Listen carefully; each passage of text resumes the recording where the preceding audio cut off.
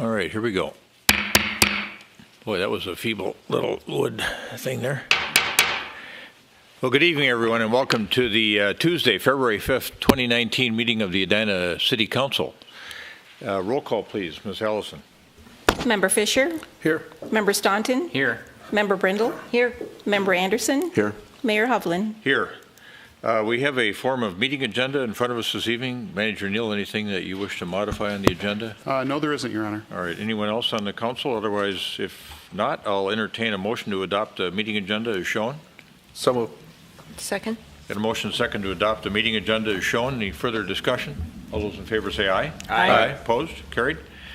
Community comment. I think you heard Ms. Benarat just indicate a few minutes ago if you wanted to address the council on a matter of concern to you or of interest to you, you are free to come forward and speak to the council. Give us your full name and address. Unless you have an overhead item, you should use one of the side podiums. Before you start, Mr. Carlson, I wanted to just indicate we've got some students here from government classes. I think Garen class and a doctor class. And folks, you want to stand up that are here, students this evening from government classes? Yeah. All right. Welcome. Thanks for being here. Extra credit for community comment. Yeah. Thank you. All right. Community comment. Yes. Good evening. Good evening. Thank you, Mayor Hovland, council, and staff members. My name is John Carlson. I live at 4433 Ellsworth Drive in Edina. I have two quick comments this morning. First, about 8 weeks ago, there was a council session where the project just to the west side of Highway 100 was not approved. And towards the end of that discussion, Mayor Hovland, you had the comment that you thought it was very important to maintain the appropriate balance between residential, commercial, and office buildings that's there. And I just want to commend you for that. I think it's important for us to keep that in mind right now. So much of the discussion now is all about apartments, and you don't hear much about corporate development in Edina that might add good paying jobs. And I realize that's a difficult area that's there, and I'm sure work is being done in the background. But as a citizen, I just don't hear anything about it. Point number two, tax increment financing is an important tool for the city and the residents. As I understand current policy, when a developer request for TIF is on the HRA agenda or the council agenda, we, the residents, are not permitted to speak to it. Because the 7200 TIF is on the agenda for February 14th and the council agenda for February 20th, we are cut off from making any comments regarding the TIF proposal. I do not think that policy is good. Citizens need to have an input on their government, and the TIF is a very important part of that. I understand there is concerns about discussing TIF while it's in the active process, but I do encourage you to somehow come up with a process where residents can have input on TIF. Mr. Neuendorf has been very cooperative with us on this and is keeping us informed. But like he has said, is he doesn't expect the term sheet to be prepared until like the 11th of February. So even if we saw it on the 11th of February, we could not speak to you on the 14th or the 20th. Thank you very much. All right. Good. Thank you, Mr. Carlson. Anyone else?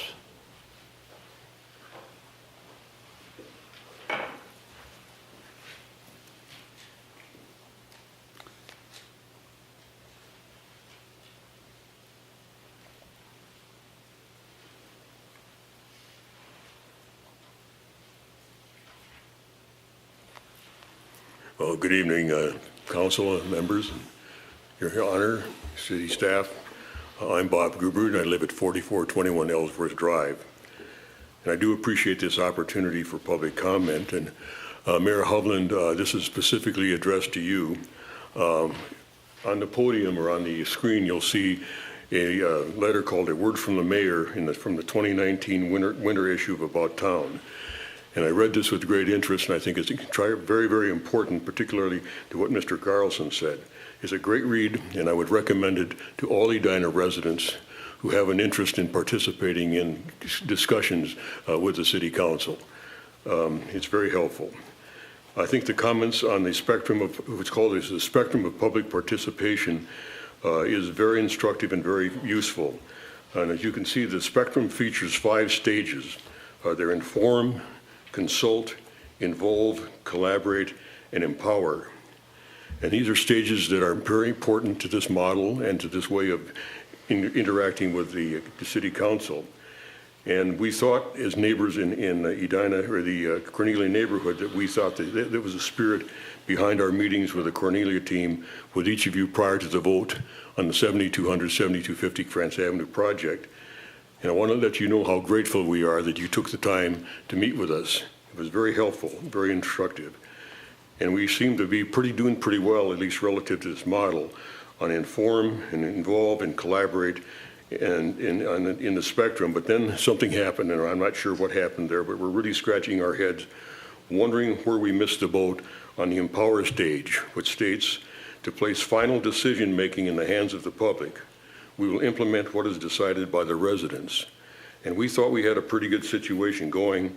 We had overwhelming evidence of disapproval of the apartment project in the Cornelia neighborhood. And this is based on input from meetings, petitions, surveys, and door-to-door in-person discussions. And unfortunately and regrettably, this evidence apparently had little, if any, impact on anyone's decisions on the council. Not one member of the city council voted against granting the variance and the amendment. And the vote was unanimously in favor of the project. And so what I'm concerned about is, do we really understand this process? Do we really have a good handle on what it really makes to make this process work? And as John mentioned, there's a really more important issue right now, and that's TIF financing, which involves taxpayer dollars. And Einstein reminded us that insanity is doing the same thing, but expecting different results. And we're concerned about being insane. So we would like to see whether there's a possibility of doing something different. How can we get on the right track? And how do we work with the city staff, the HRA, and city council to provide useful methods of public discourse and decision-making make such an important issue as TIF financing? So how do we effectively participate in a meaningful and useful way in each stage of the spectrum of public participation? We'd appreciate your guidance. Thank you, Mr. Gruber.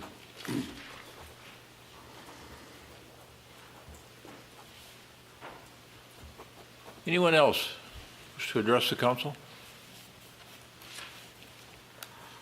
Good evening. Yes, good evening, Mayor, City Council. My name is Tim Duffy. I live at 6001 Dublin Circle. I've been a Edina resident for about since 1994. Here to speak on what I believe is one of the topics tonight is water treatment plant number 5, Dublin Reservoir. As note, the current use of this space is it's large, as I'm sure you're familiar, it's a large open field, green space. A lot of deer and turkeys roam in the area. Neighbors walk and run their dogs in the place. Other cars will often park and run their dogs with kind of balls they throw down, and it's kind of a little thing that throws it far, running space area, as well as football, frisbee. We've seen the football team occasionally practice there in the summertime. We were surprised when we learned, we got this email about this space being built for a structural facility. We were quite surprised when we saw that because nobody knew this was going on. Mr. Bittner had come by and said, hey, something's going on. But when we actually look at the minutes, which, you know, again, there's been thousands of pages, but it looks like this has been going on since March of 17, where the concept of a facility has been discussed. It looks like it was in the newspaper in February of 18 that there was a site chosen at Southdale. And then we look and we see that it's at the Dublin Reservoir. It's been moved. And I look back, it's ironic, because I was at the December City Council meeting, there was no mention of this there, only because it looks like it was in an off chamber where this was discussed. So it's truly, we're just kind of surprised as to how this process came to when there's so much transparency that everybody's trying to, and they have city, and we have working groups that are discussing the areas. So it's truly a residential area, so it's hardly fitting for the scale of facility that we believe is being proposed. If I read correctly, there was about $996,000 already spent on designing the facility over in the Southdale location. So again, with that, and then it's an extremely short time period, the way we understand that this has been going on for close to 2 years now, and they're trying to kind of get everything squared away with public input by the end of March, and we're just kind of finding out about this. So I'd want to bring that up.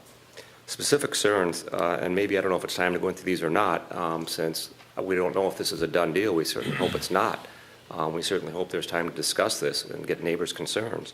But, building height, if a facility must be built, which again, we hope is not a done deal, I mean, that's certainly a very important consideration for what we're looking at. Noise level, nighttime lights, what that's going to illuminate on the nearby houses, increased power consumption. And again, just scanning through these thousands of pages of documents the other night, it talks about changing the power grid to allow for the increased power consumption. What does this mean? The chemical treatment, is there an odor that leaves in the air? Are there fumes? We don't know what that means. Discussion of storm drainage and water runoff. Right now, there are no water issues. It soaks into the ground, so it's a fairly good drainage. We'd like to know what concerns are there, what are the plans for something like that. Yeah. Mr. Duffy, I need to have you wrap up. I've let you drift over the 3-minute mark. Okay. Clearly, it's also a severe reduction in the value of the homes around the area, but we trust with landscaping and building aesthetics, the city would use its best efforts to both minimize the loss in values and create an aesthetically appealing structure for all residents. Thank you. Okay, thanks, Mr. Duffy.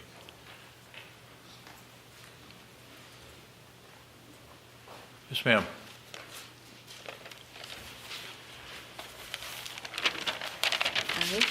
Roberta Castellano, 4854 France Avenue South.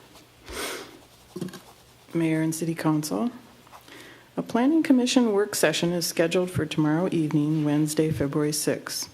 However, the meeting has not been posted to the City of Edina's main calendar online, specifically as found at bottom left on the city's homepage. I hope you can guess that I'm not here tonight to nitpick about possible simple errors resulting in a failure to post customary notice, such as due to the fact that the meeting was rescheduled to February 6th due to weather. Rather, my ongoing concern has been about what I and others find to be a lack of disclosure related to the 50th and France Small Area Plan process, and that the lack of disclosure might to any extent be related to the failure to online post notice of tomorrow's meeting. The agenda for the Planning Commission work session is to discuss the comprehensive plan calendar, and the 50th and France Small Area Plan has a prominent place on that calendar.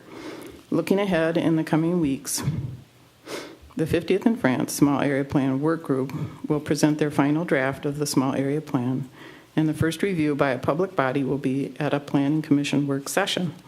I'm here tonight to ask that the council might ensure advance posting of notice for that meeting. On a related note, it has come to my attention recently that some online material previously posted for the 50th and France Small Area Plan Work Group Meeting Number 8 has since disappeared. In place of the Meeting Number 8 data is a text of the January 7, 2019 Edina Civic Alert. The Civic Alert had described, quote, a road at the U.S. Bank site and a walking path to 49th Street that showed the removal of a house, close quote, and stated that these erroneous images were presented at the 50th and France Small Area Plan Community Meeting Number 3, which was held on October 23rd, 2018. The Small Area Plan Work Group Meeting Number 8 was held on September 18, 2018. I would like to point out that the records that have disappeared of meeting number 8 show that these same roads, and as a full road, not a path, were being considered at least 1 full month prior to community meeting number 3. I'm asking that the council might ensure a timely and swift reposting of the records of Small Area Plan Work Group Meeting Number 8, as the 50th and France Small Area Plan is still a work in progress. Thank you. Thank you, Ms. Castellano. I know they had a work session last night. Yes, and I was there. So, yeah, I was there for Work group meeting. a group meeting. Yeah, I thought that was going to be a public engagement meeting, but I did attend part of it, so I missed seeing you there. But we'll work on this this notice issue, so we'll take that up. Thank you. Thanks for filing your comments.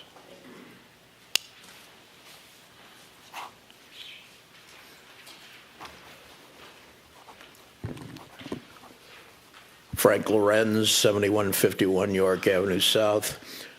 I have two comments about trees in Edina, and although this is a concern for the entire council, note that for reasons that I don't know, Councilwoman Brindle seems to have developed an elevated expertise in the area of trees, and I'll comment on something that she said in a prior meeting. But at any event, you have a young man who's now the full-time forester for the city. He's testified several times in this room. He seems to be eminently well qualified. The last time he was here, the issue was the removal of infected ash trees in the park where you're removing the waterfall. And it was his recommendation that if they're going to take, that some but not all of the ash trees are infected with emerald ash borer insect disease. It was his recommendation that because of the cost to get the heavy equipment in, that you take out all the trees, all the ash trees at once. I'm told that the severe cold weather, the 20 below zero and that kind of thing that we all know too well that's gone on in the last 2 weeks, is one of the only things that will kill these insects and their larvae. And what I would suggest that you do is make a contact either through your forester or someone on the city council or staff with the DNR and the entomology experts at the University of Minnesota to see if they can determine whether it has been cold enough here in southern Minnesota to actually kill most of the emerald ash insects and larvae that are in the trees. I'm told that there's no real way to kill these trees, the insects, by spraying or putting chemical injectors into the ground. But if the cold weather has done it for us, then you may wish to revisit whether you're going to go through the city and take out all of the ash trees. Hennepin County has stated that there are more than 1 million ash trees in the county, and that's a huge expense. And the question is, once you've cut them down, what do you do with them? If you burn them, you release the carbon immediately into the air. If you don't burn them, what do you do with it? I'm going to run out of time, but the next time I'm here, I will comment on a observation that Councilwoman Brindle had about using trees as a sound and sight barrier between a multi-story apartment development, especially small sites, and the problems if you don't use fir trees, which keep their needles all year round. Obviously, the trees with leaves drop the leaves, and then people can see right through. So, thank you, Mr. Lorenz. All right. Anyone else wish to comment to the council on a matter of concern to them? Okay, thank you for your input this evening, and we'll be addressing these issues in due course.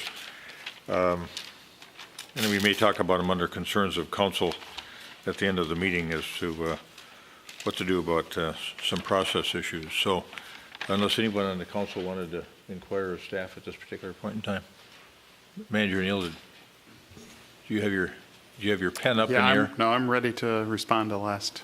Okay. All right, so what has become our custom now is that when we have public input on a particular meeting, then the following city council meeting, we have the city manager's response to some of the community comments that we've been able to investigate and address internally in the interim period. So, City Manager Neal, your response to community comments, please. Thank you, Your Honor. At our last meeting, we had 5 folks out for community comment. 2, Martha Moffett and Dana Deutsch, had comments about the 50th in France small area plan. And tomorrow night at a Planning Commission meeting, the Planning Commission is going to be reviewing sort of their final schedule for the consideration of the final stages of approving our comprehensive plan, including the France Avenue Small Area Plan.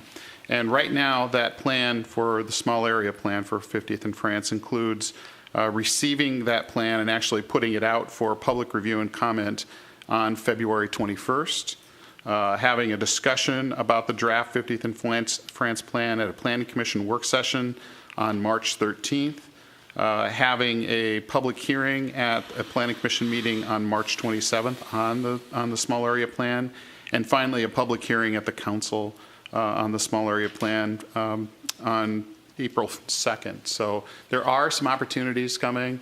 The plan will be posted with, I think, plenty of time for people to have a chance to see it and react to it and bring their comments both to the Planning Commission and to the Council. So that's included in the plan that's going forward. And they're going to have a chance to, like I said, the Planning Commission will see that and probably endorse that tomorrow night. Okay.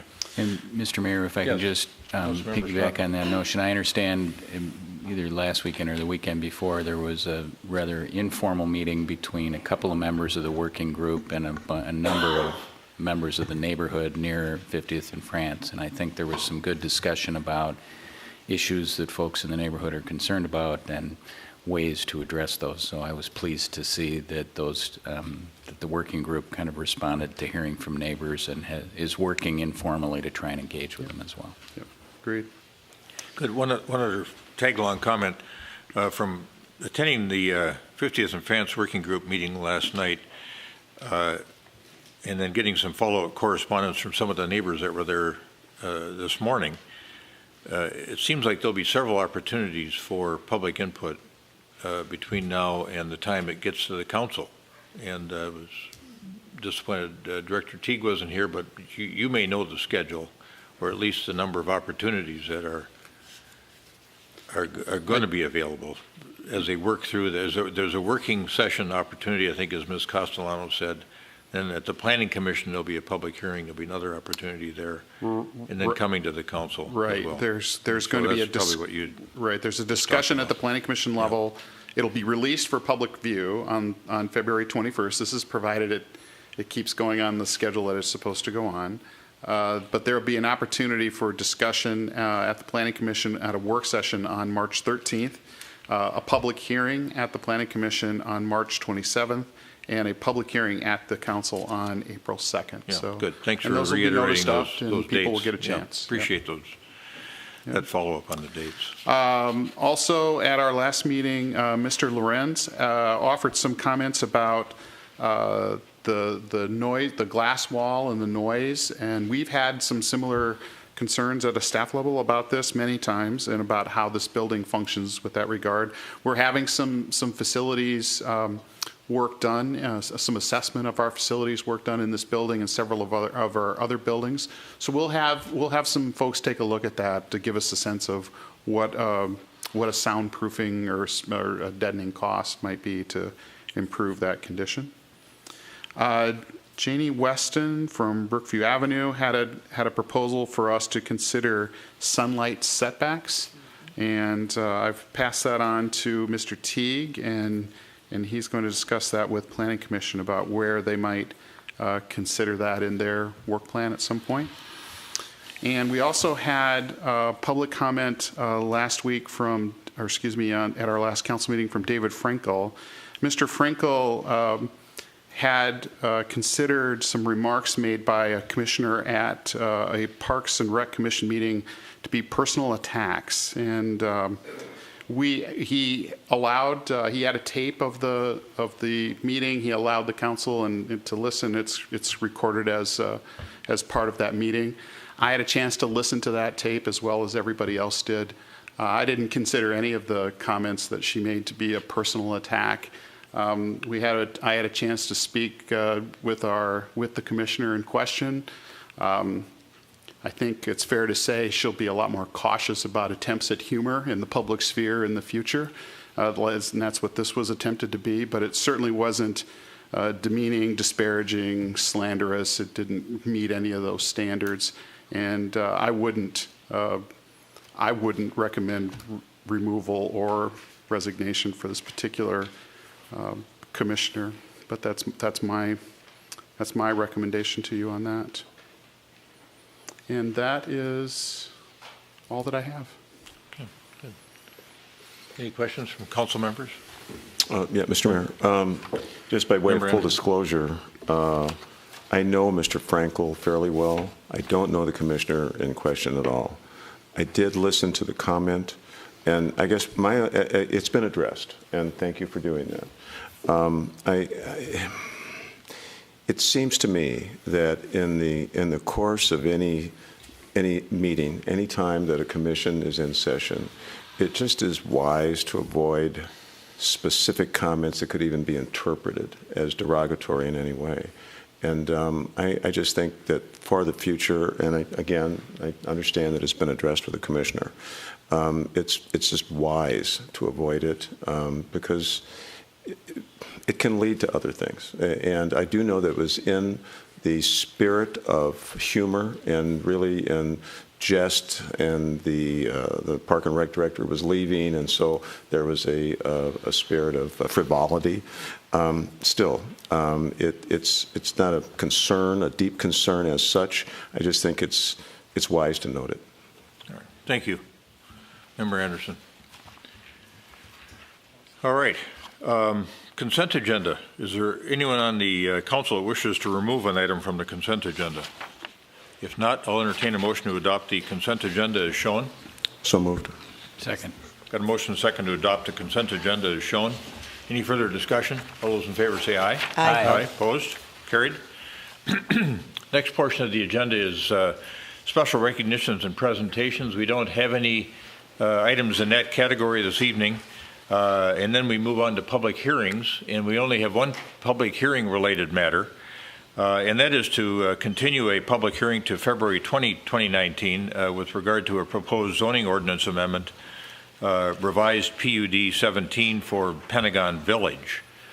And I don't think you even have a presentation in mind, Manager No, Neal? We don't, Your Honor. This is related to a cancellation of a similar public hearing at a planning commission, so kind of backing up that public hearing as a result of that. This was a weather-related thing, Yes, it as is. I recall, Yep. and so we need to back some things up. So is there a motion to continue the public hearing to February 20, 2019 on the proposed zoning ordinance amendment to revise PUD 17 for Pentagon Village? So moved. Second.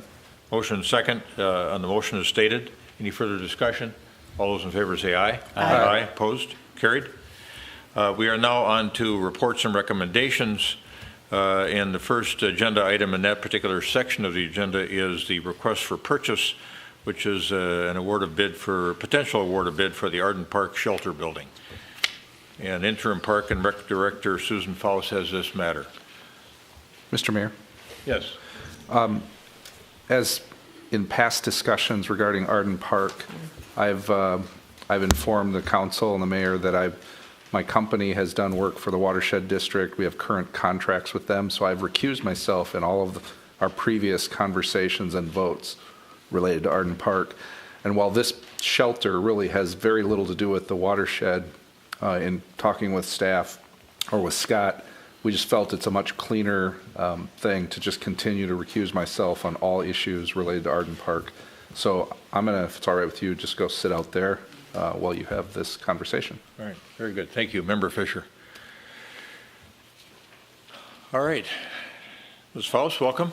Thank you. Good evening, Mayor Hovland and members of the council. So tonight we are asking your approval for the request for purchase to award the bid for the shelter building at Arden Park. I have just a brief presentation for you. But first I'd like to introduce Jim Wilson, who is from Wendell. And Jim is the architect who designed the shelter building. And then we have staff members Tom Swenson and Ross Bintner that are also here this evening. So following the presentation, for whatever questions, we're all available to answer those questions. So I just wanted to provide just a brief outline of the presentation. I'll provide some background information on previous approvals from the council. I will show you the final approved design. I'll go through the construction estimates versus the actual bid. We'll talk about the funding sources for the project and the actual project costs, next steps, and provide an overview for the total project timeline. So on October 2nd of 2018, the council approved the shelter design option 4C. And also at that meeting, council authorized the Minnehaha Creek Watershed District to bid phase 1 of the project. On November 20th, the council authorized the Minnehaha Creek Watershed District to award the bid to Rachel Contracting for phase 1. And then on December 18th of 2018, the council authorized the advertisement of bid for the shelter building. This is just a site plan, so I just wanted to show where the shelter building will be located in the park. And you can see, this isn't a very large map, but you'll see it's kind of in the north central portion of the park. And this is the final design. So the roof is the gable roof design that was recommended by the resident committee and approved by council at that October 2nd meeting. The siding is a fiber cement siding. It's the same material that we've used at Pamela Park and Countryside. The roof will be an asphalt, we'll use shingles. It'll be a wood structure. And then the stone veneer will match, like the Lannon stone that we have at the Pamela Park and Countryside Shelters, and the other stone that we have throughout Edina.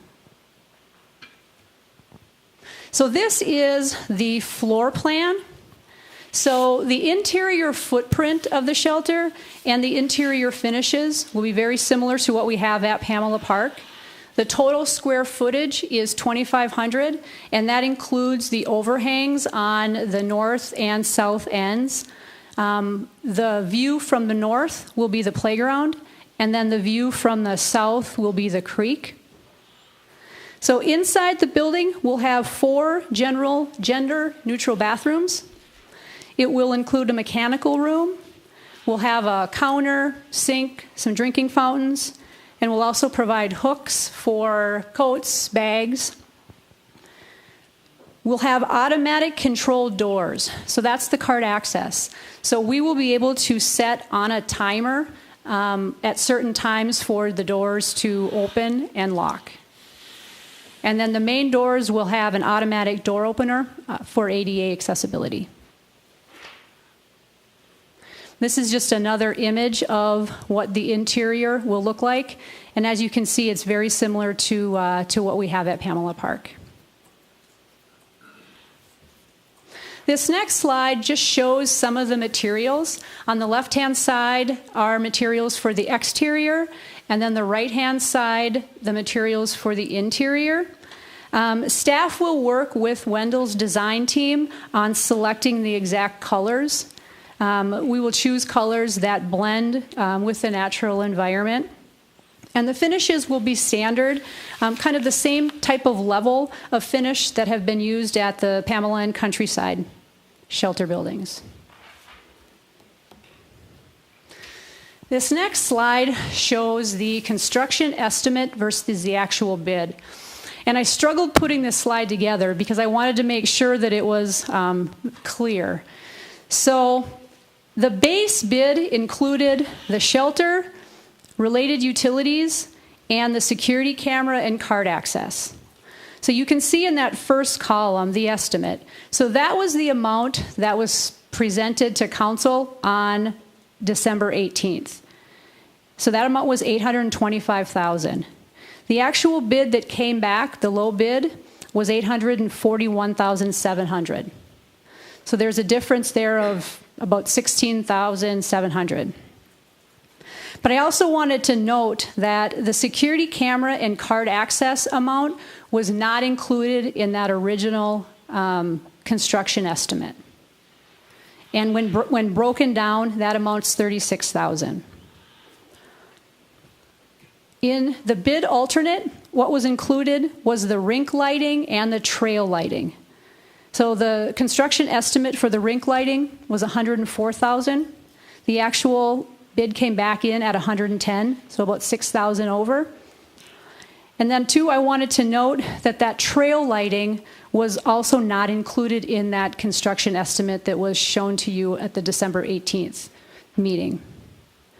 So if looking at what was presented on or given to you on December 18th to the actual bids, it would be approximately $122,200 over. But considering that the card access and the trail lightings just weren't included in that estimate, we're really looking at the bid being over about $22,700. So the security camera and card access, previously in shelter building projects, this was something that we contracted directly with the vendor, but decided to add it into the base bid for this project for efficiencies. We'll have a general contractor that will be working on the overall schedule. So we felt like it made sense to just include that in, and they can include that work in their overall schedule. And the trail lighting also was not included in that estimate. That was originally planned to be included in bid package 1, but we moved it to bid package 2 since all of the electrical service will be coming from the building, that it made sense to have one contractor do the work.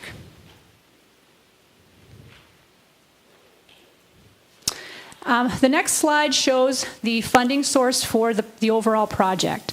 So you can see we have CIP funding that is available, a little over $2.9 million.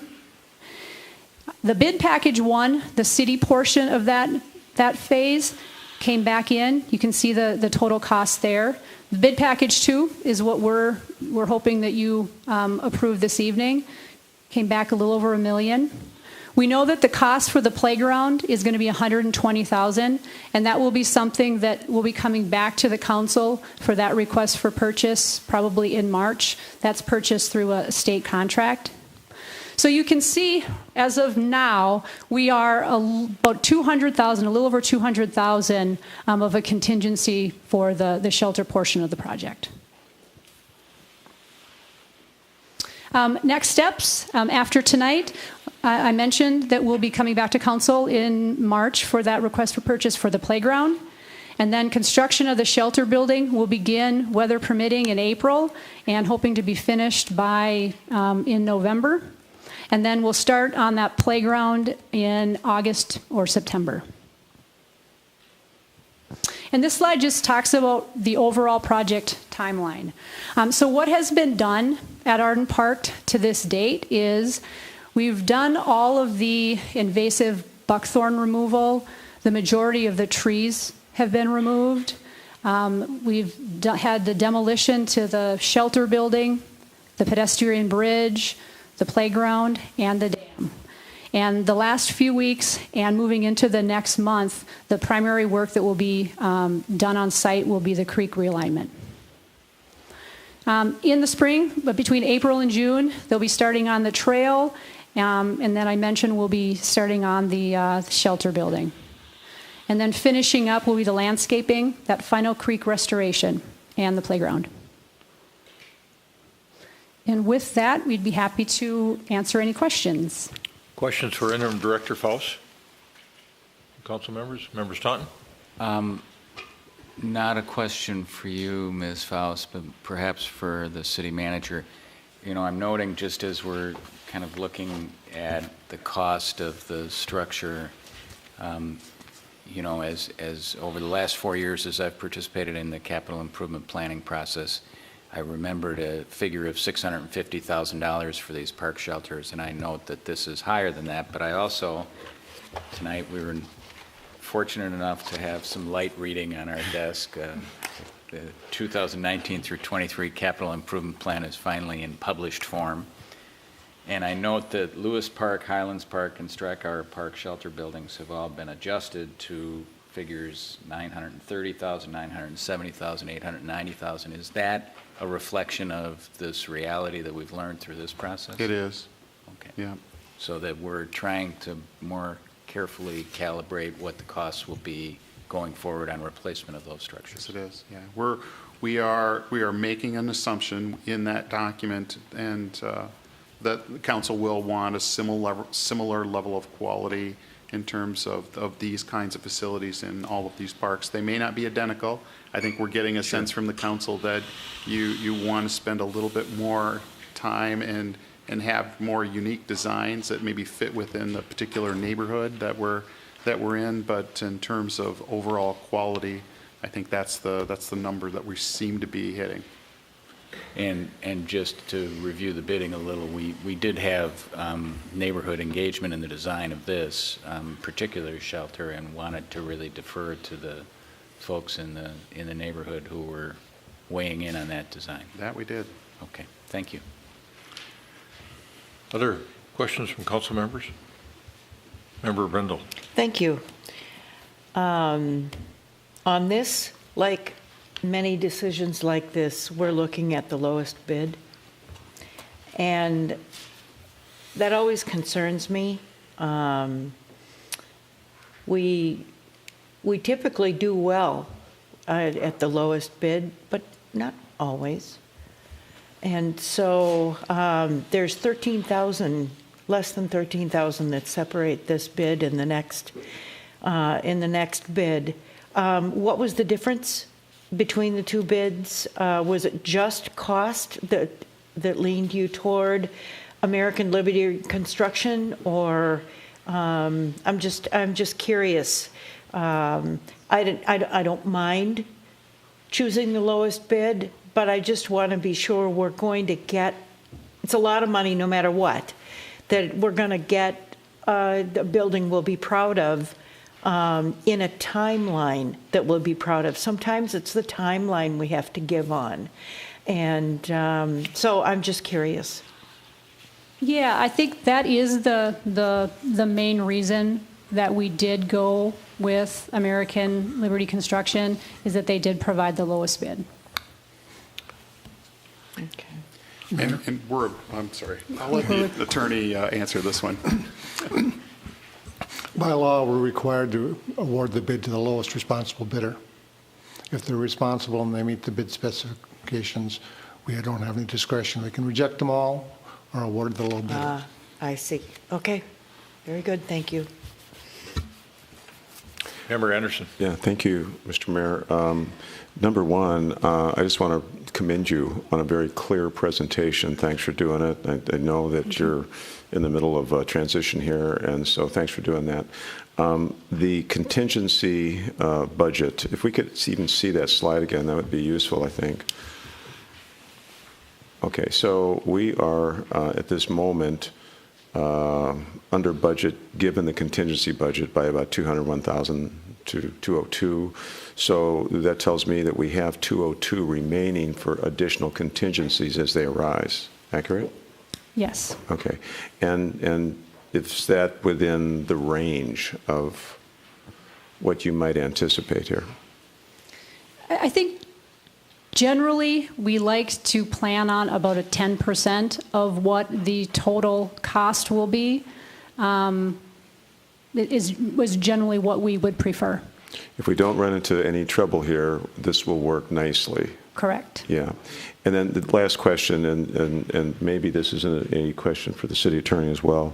Is it typical that in our construction contracts that we have start and completion dates? And is there a penalty if not? Sure, yeah. I'll let Jim answer that question. Thank you. Hi, Jim Wilson with Wendell Architecture. Well, in the city's general conditions for construction, which were part of our specification, there is a completion date of for the building of October 15th and a $500 per calendar day penalty for completion beyond that. So that is what is in the contract now. There are processes within the contract for the contractor to request extra days based on other scenarios that may take place. But right now, yes. That's helpful. Thank you. And I think it speaks to the timeliness of the project as well. Mm-hmm. Yep. Thank you. Mr. Wilson, would you come back up, please? Do you know anything about American Liberty Construction? I don't know much about them. They were the site work contractor, I believe, on the Countryside Park project. So they were working there primarily with the landscape architect. We didn't work directly with them on that. So I know that they have done work for the city before. I have spoken with Mr. Jacobson, the company president, and went through kind of their bid and his kind of knowledge of that. So I'm satisfied that he has studied the plans very well and does have all of the components accounted for in his bid. But I cannot vouch for any of their performance on anything directly. Okay. I wouldn't expect you to do that. Just wondering if you'd had any past experience with them. The answer is no. I have not. Like I said, the city has on the Countryside, yes. So Member Brindle started this conversation, continued by Member Anderson, but how do our bidders get vetted on the responsibility factor? Within the public bidding realm, they are required to submit bonding. Obviously, there is a normal construction administration process that monitors the quality, that they're meeting the specifications as they're constructing it. But I will say that when you bid out through a general contractor, the main issue is that they can meet the bonding requirements. There's a responsible contractor form that they do need to fill out, which primarily certifies that they have not defaulted on other projects before. But the main way to follow up it would be to check references. I think at that point, in my experience, and as your attorney alluded to, the standard is you have to award to the low responsible bidder, and the definition of responsible at that point, it's I don't know if you say a high standard or a low standard, but it's very hard. You have to have very good cause to not award to the lowest bidder. Ms. Phelps, any comment on this matter, on the responsible bidder issue? No, nothing to add. Okay. Mr. Wilson, you designed a beautiful building here. Who's providing construction management services on the oversight of this building? Well, with the process that was chosen, would be similar to the Countryside Park project, which this is a general contractor, meaning you have one contract with, in this case, it would be American Liberty, so that you really don't have a day-to-day site representation, but our firm is contracted to provide weekly construction meetings and progress inspections. We are in town and would be there if there are any other questions that take place at other points during the week. Ms. Phelps? Yeah, I would just like to add in that staff will be involved too, working very closely with the general contractor in those meetings and in the work that's being completed. So is the architectural oversight cost built into the budget already, or is that something that's going to eat into the contingency? That's within our fee, that the contract that we already have been agreed with the to. city. Yes. Okay, thank you. Well, we've got somebody providing project oversight. I mean, that was one of the things that kind of hit us sideways. Yeah, that is for the phase one. Interfluve is providing that for more of the creek work. Okay. And then just back to this cost issue Member Staunton raised, it strikes me that it's been probably 3-4 years now that we built Pamela Park, and I think that was probably in the 750 range, so. About I think it was original at 720 in the bid range, and then with contingency, probably finished in that 750 range, yes. Yep, so this is, you can kind of see the progression of with inflation and everything else. Yeah, and somewhat equivalent. A lot of that, and as I'm sure Mr. Council Member Fisher is aware, construction costs over just this winter for work coming up this spring are, we're seeing creeping up quite a bit.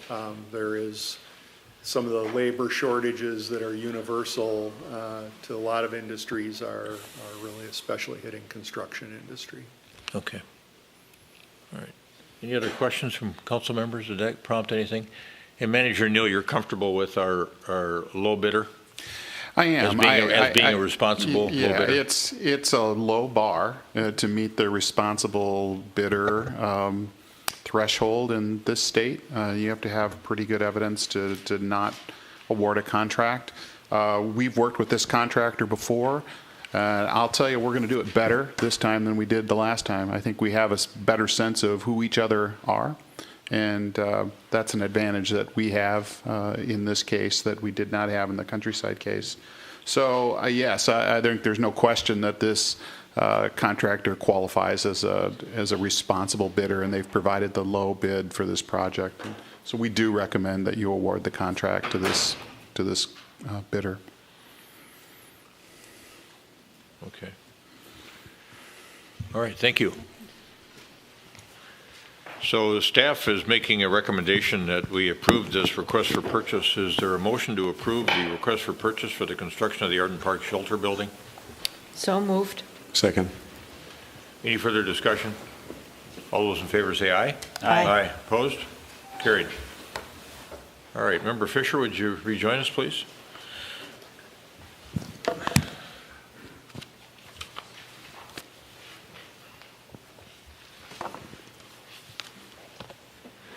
And the next matter before us is a request for purchase engineering services for water treatment plant number 5 on the Dublin site. And we welcome Ross Bintner, our engineering services manager, to give us our staff presentation. Thank you, Mayor, council members. I'll go through a brief presentation to kind of catch up where we're at with this project and let you know what we've been talking about already with some of the residents. And then we're going to kind of scope up, or we're going to talk about the scope of service and put it in context with some of the new initiatives that we're working on for community engagement. So purpose, then engagement, then we're going to get into the scope. The purpose is all about the business case. You know, this is a purpose-built facility. The purpose of this is to increase the water quality throughout the city, improve the product that we're delivering in our water utility, to try to get up to around 99% of days with only filtered water entering the system. I'll go into a little bit more detail on that, but we're also trying to tick off a couple other needs, and that's those were found in our water supply plan. So the overlapping need of our water age from some of our larger storage facilities, and to start to address some of that east-west flow capacity issues that the plan brought up. And that has a bunch of other supporting needs that it supports: operational flexibility, resiliency, and an emergency response for fire flow. So what is the main purpose? The filtered water part. This is a graph that shows some of our key marks in our water utility. In the average winter day, we might only be using 4.3 million gallons. But in the average summer day, the middle of that bump, we might be up to one of our max day. It really depends on the weather. Drought years, we're going to use a lot more water than a wet year. And right now, our filtered capacity sits right around 13, 14 million gallons a day, which means when we start to hit those summer peaks, the unfiltered water from our seasonal wells is causing a variable water quality in our system. So the purpose of this is to raise that bar a little bit and to let us, take a plant offline in some of the off seasons and still provide that filtered water source throughout the city. This is a visualization of the same topic, kind of showing you where in the city our current treatment plants are located, and where the unfiltered seasonal wells are coming in. Those two things play into that water quality, water clarity part of the equation, but the storage does as well. When we have storage, especially in the winter days, that's sized for peak summer demands, it can cause that water to sit in the system longer. So water that sits in our distribution system longer can start to be associated with some of the water quality complaints as well. Nothing about this is about the water safety, but it's about some of the chemistry in the water causing a little bit of the aesthetic off notes, maybe some of the cloudiness with the unfiltered supply, maybe some of the staining in a laundry. So it is about raising that level of quality. A couple other issues that we'll get into more visually located. I'm going to show you some graphs here of some of our water system that show our water age issue. And that's issue number 1 there that we found from the water supply plan, where large parts of the western part of the city are getting up in water age greater than 6 days. And the water quality is a lot more variable there. And then there's some interesting interactions with our Dublin Reservoir, where because that storage at that location is so large, it's taking that aged water and putting it out over large parts of the central and eastern areas of the city as we're cycling water in and out of that. I also note number 2, the east-west water capacity. When you just kind of look at the geographical distribution of the source and the filtered water supply here, the filtered water supply is our first go-to. We want to produce from there first. But we're really storage heavy in the western side of the city. The dashed purple line is half of our demand. Half of our demand in the system sits in the industrial and commercial areas in southeast Edina and the industrial park. So you imagine, that's the destination for a lot of the water at its endpoint. And if we have storage out on the west side and relatively little use out there, sometimes the water is going in and out of storage. So we've got some of those issues. This will get to the Dublin Reservoir here, but we wanted to kind of describe now, and show from our water system models what this looks like visually. So the graph you're looking at here is essentially nodes in our water system.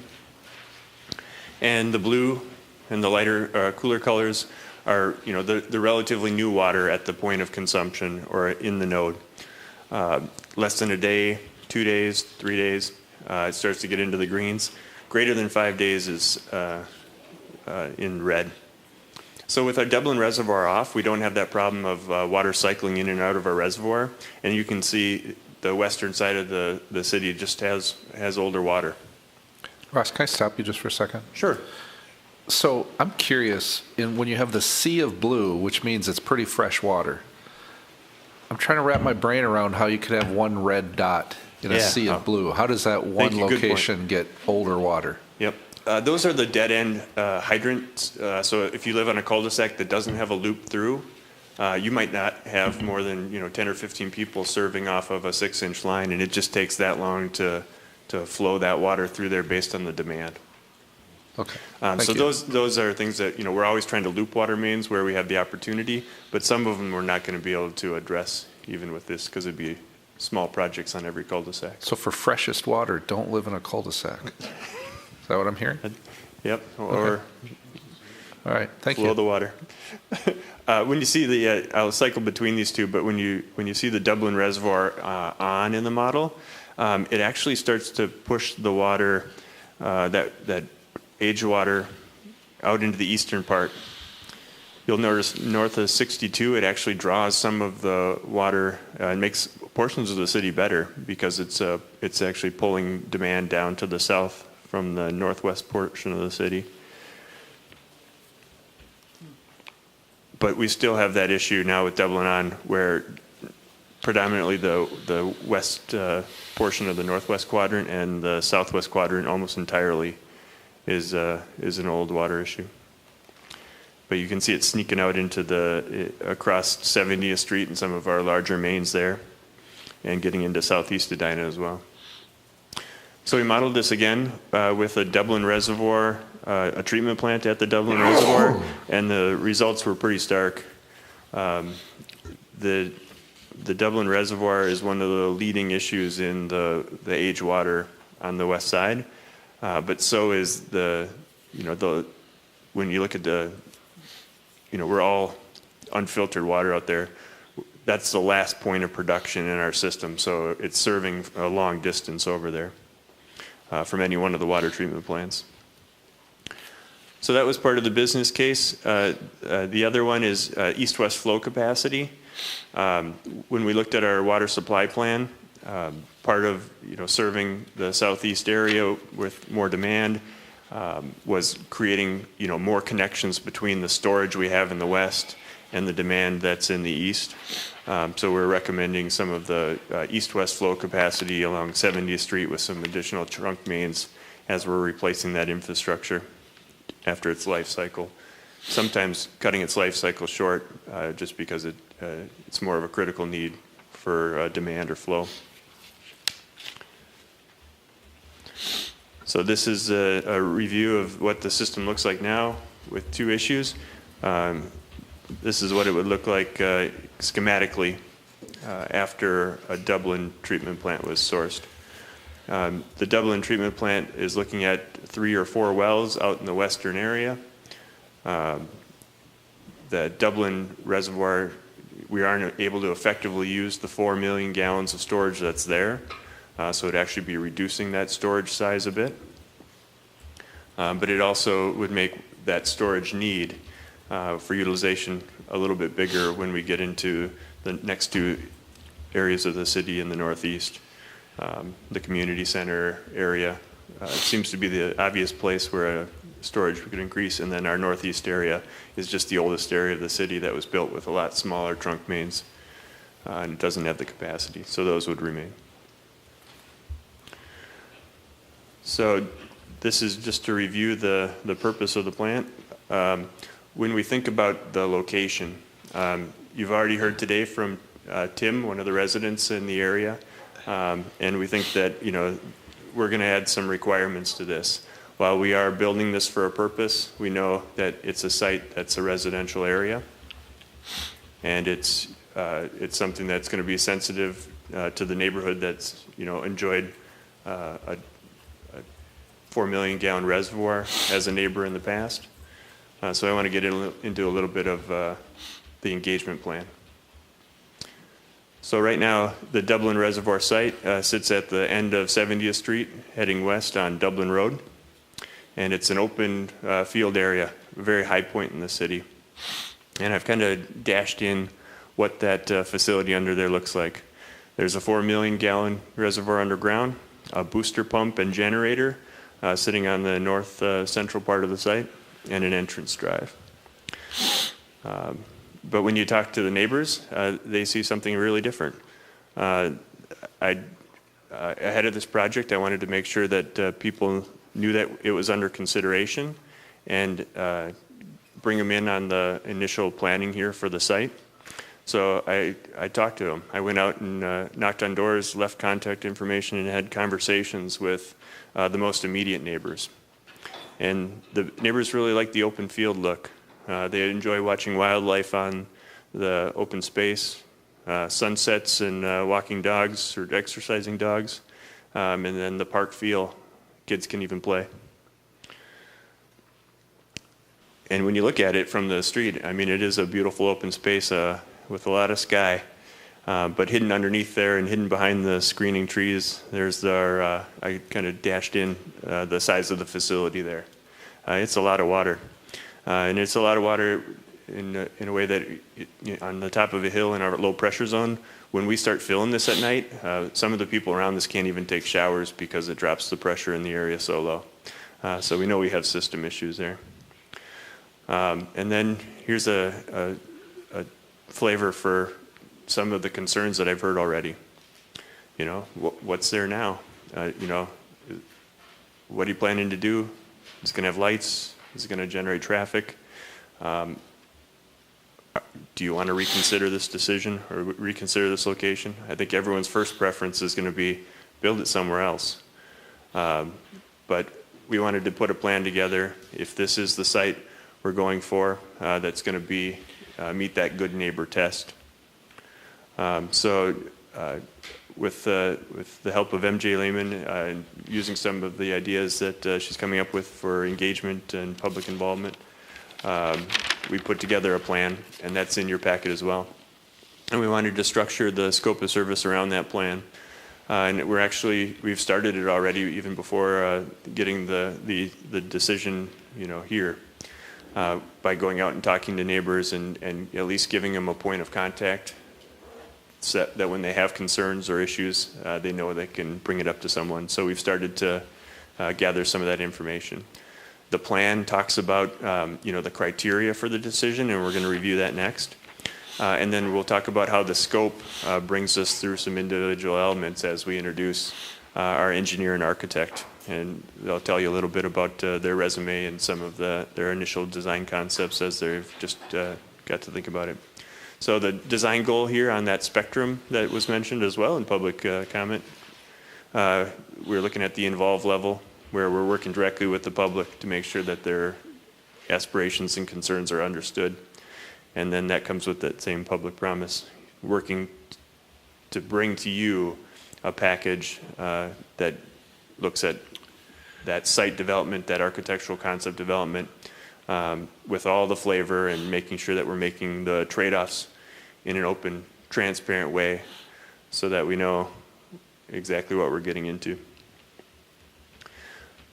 The initial concept that we have for stakeholders includes two groups. I've met with the ones that are in the darker red color, but then we would, after getting an okay here, send out a letter inviting anyone else from the northwest part of Prospect Knolls that could potentially drive by, walk by, have a stake, already play there, into the process as well, and they could essentially self-select in and become part of our community process and step through the meetings with us as we figure out what's important about this site and how we can potentially build a treatment plan here.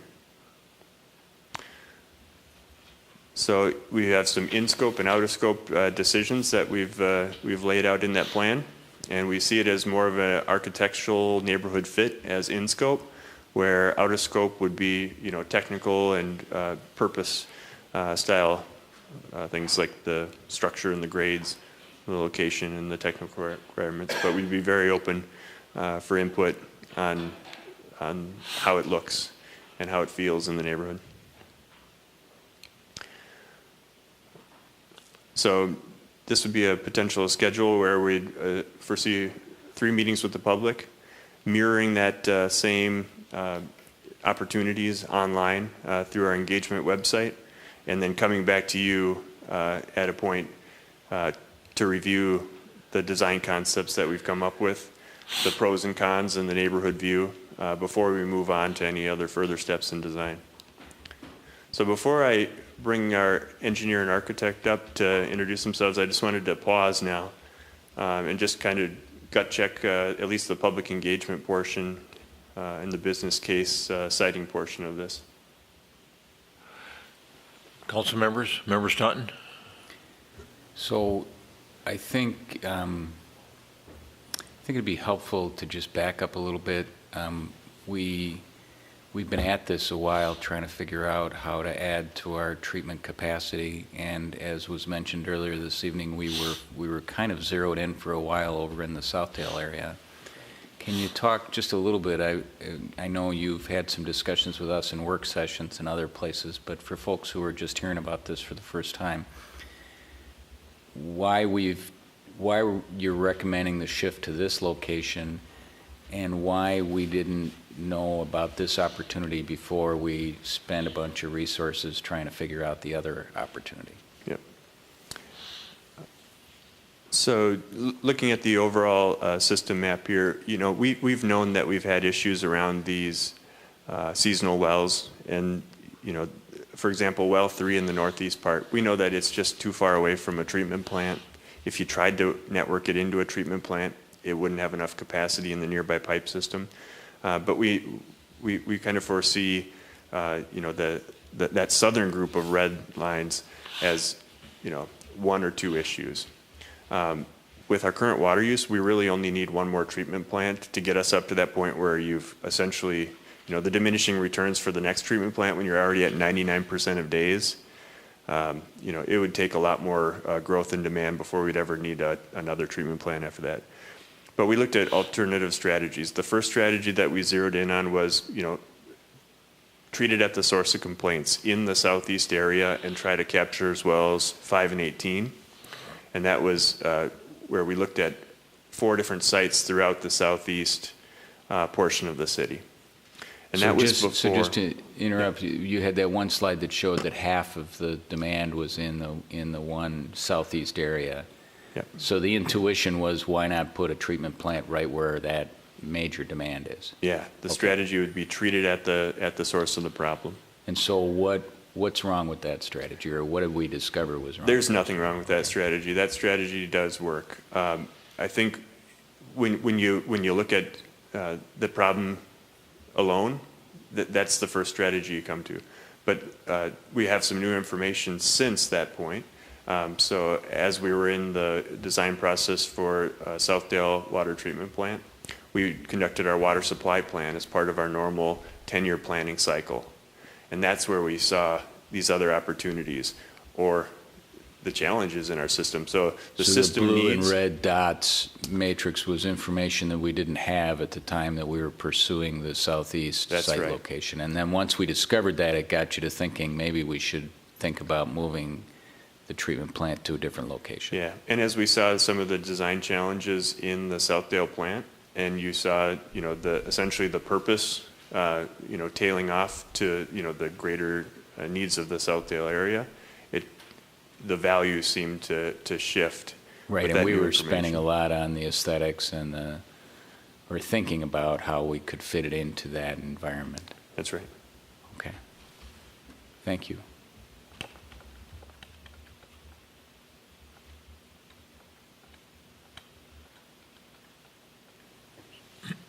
Other questions for? I guess I'd just ask one other question, Mr. Mayor. Just in terms of the maybe you're going to circle back to this, and if you are, I'm happy to wait for you to answer it. But, I have to say when I looked at the recommended action for tonight, it's nearly $1 million, and it felt like a lot of money. And a lot of money that we were spending before we knew for sure what we were going to do. And I assume maybe the public engagement we're talking about, as I looked at the proposal, a vast majority of that money was later in the process once you get to a design phase. That's right, and I'll reiterate that as we get through the next step. It would be helpful for me to understand how, if we're committing to this, and what kind of control we have over the expenditure during the course of it. After you have a chance to meet our architect and engineer, I'm going to have a slide that talks specifically about the decision gates if we just choose to go forward. Perfect. Thank you. Other questions at this point in time? Member do. Brindle. Thank you. Mr. Duffy mentioned something earlier this evening during community comment about noise. How much noise does a water plant like this generate? The water plants we have in our city, there's one at Gleason and Crosstown. They're kind of in commercial areas. Do we have any that are in surrounded by residential, or would this be the first? So our community center site is fairly near homes, and then our Alden Park site is surrounded by a neighborhood, but it's in a park. Up in the President's area? So, okay. Water Treatment Plant 6, underneath the parking ramp near Jerry's, is probably the most commercial of them.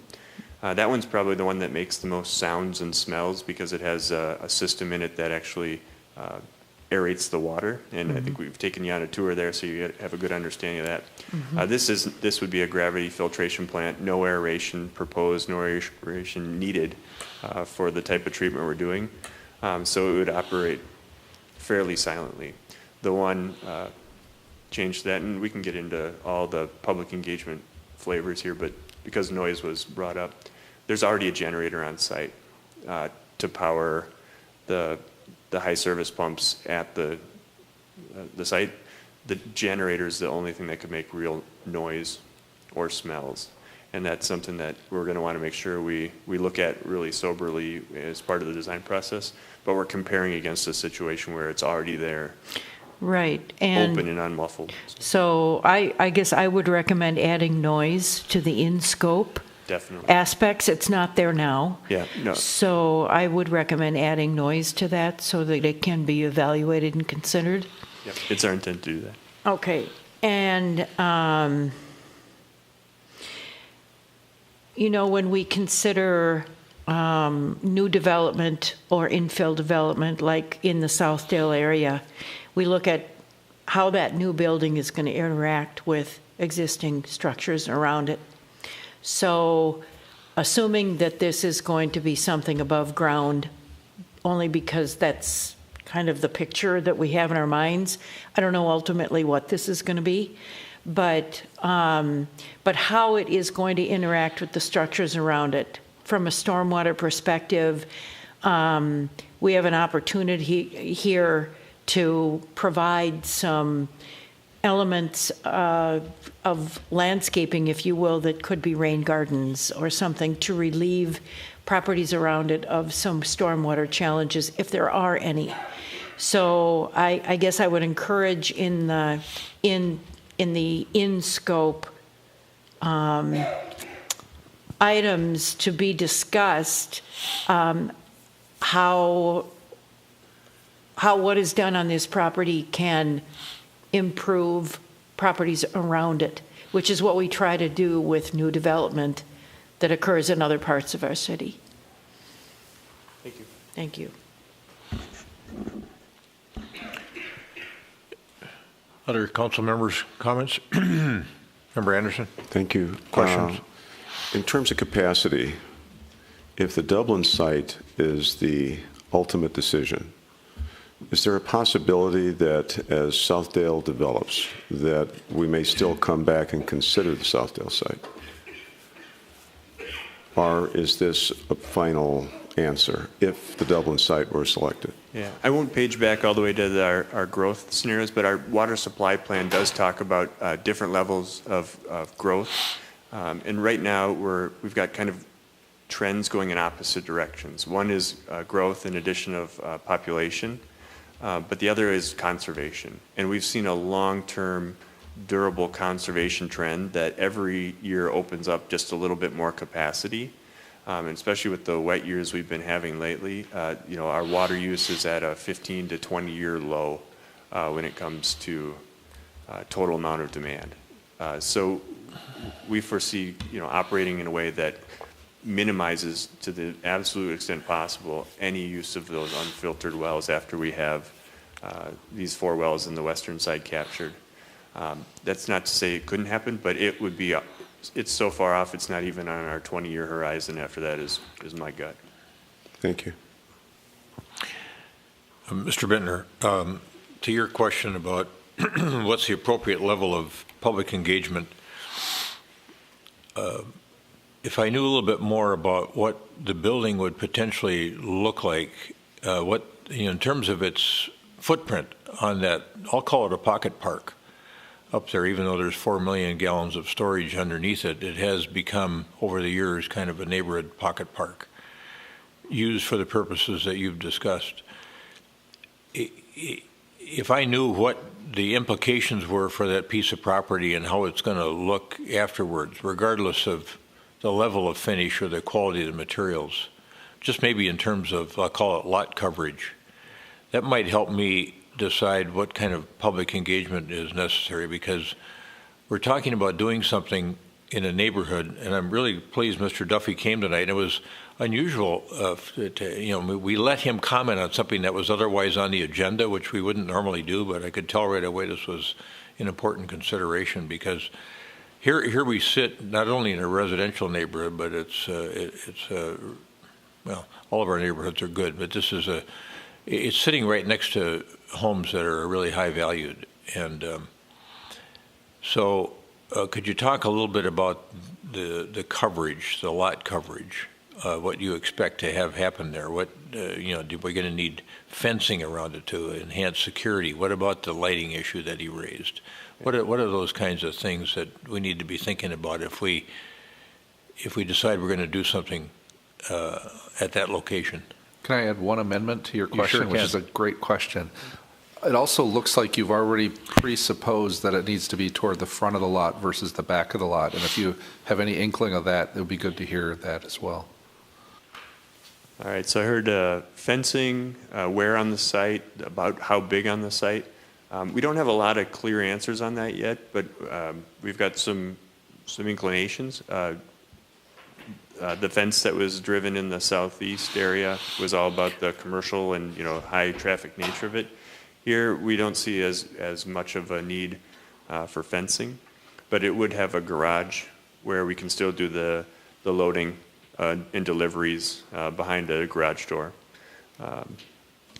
The size of the site, I think, would be, I don't have a good sense for it. I know, what kind of footplate we were working with, but I'm thinking 7 to 12,000 square feet.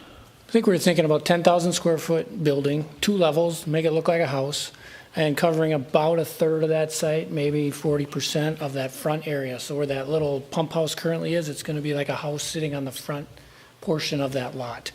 Now, how many indentations does it have? Is it a flat roof, a steep roof? Is it brick? Is it modern? That's what we want the residents to tell us what kind of house. Basically, we're going to make it look like a house. What's it going to look like sitting on that lot? Is it going to match those other houses up there? So they'll have the opportunity to help us pick out all those finishes and stuff. But that's about it's going to be a large house sitting on the front portion of that lot. Because we're going to utilize a big portion of that tank within the new facility. Build a new wall, separate the tank in half or a third, and use it as part of the facility, and then we still have the storage in the back. And the reason we picked the front is because of constructability. How do we build this thing in the back driving over a tank with all the equipment?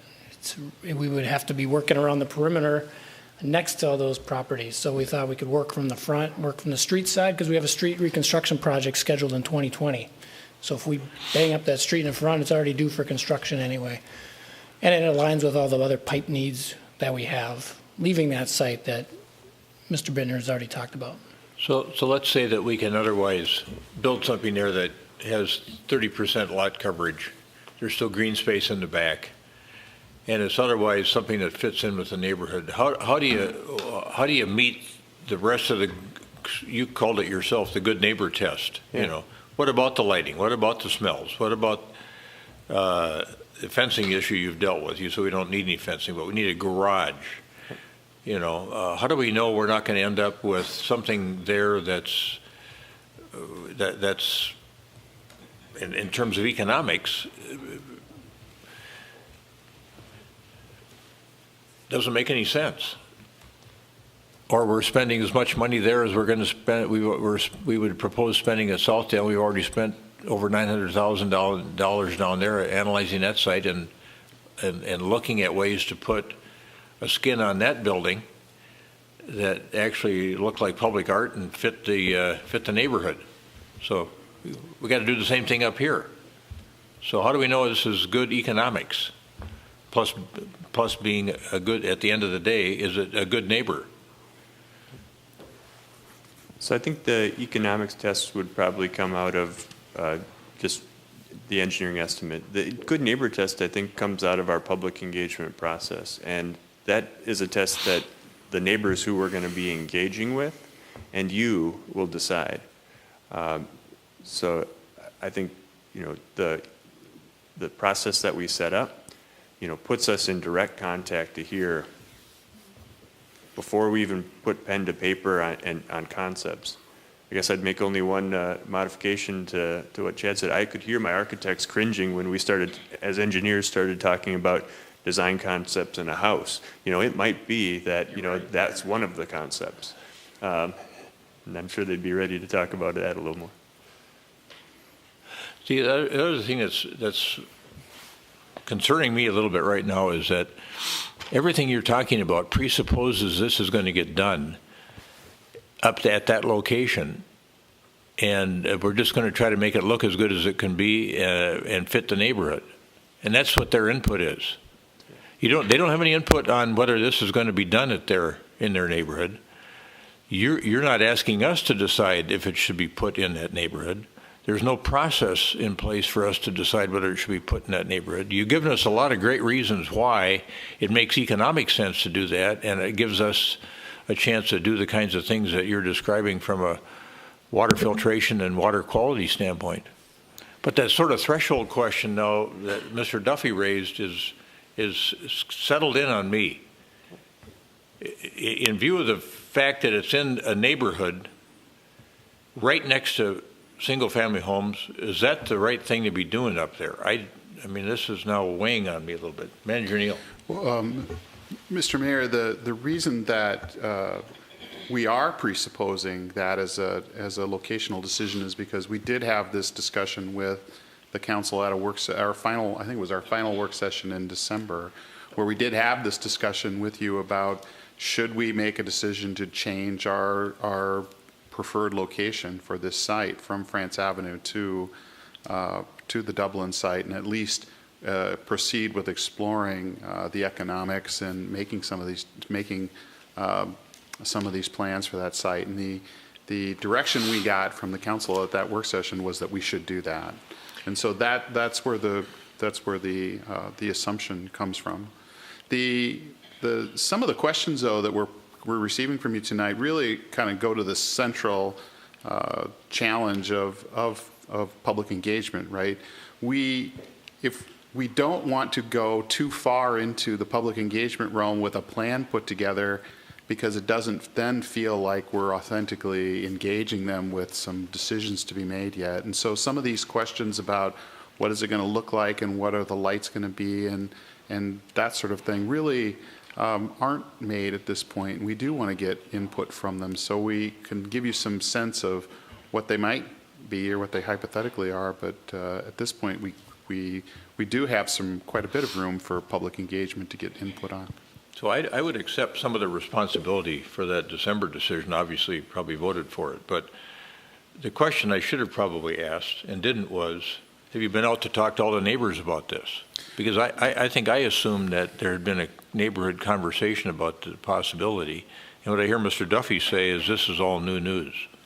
But we wouldn't go out and tell the neighbors that we're going to do something without having you on board for it first. I think that's the position that we would be in as staff. So at this point, what we are trying to say is this is a preferred location, and we want to make sure the economics of it work.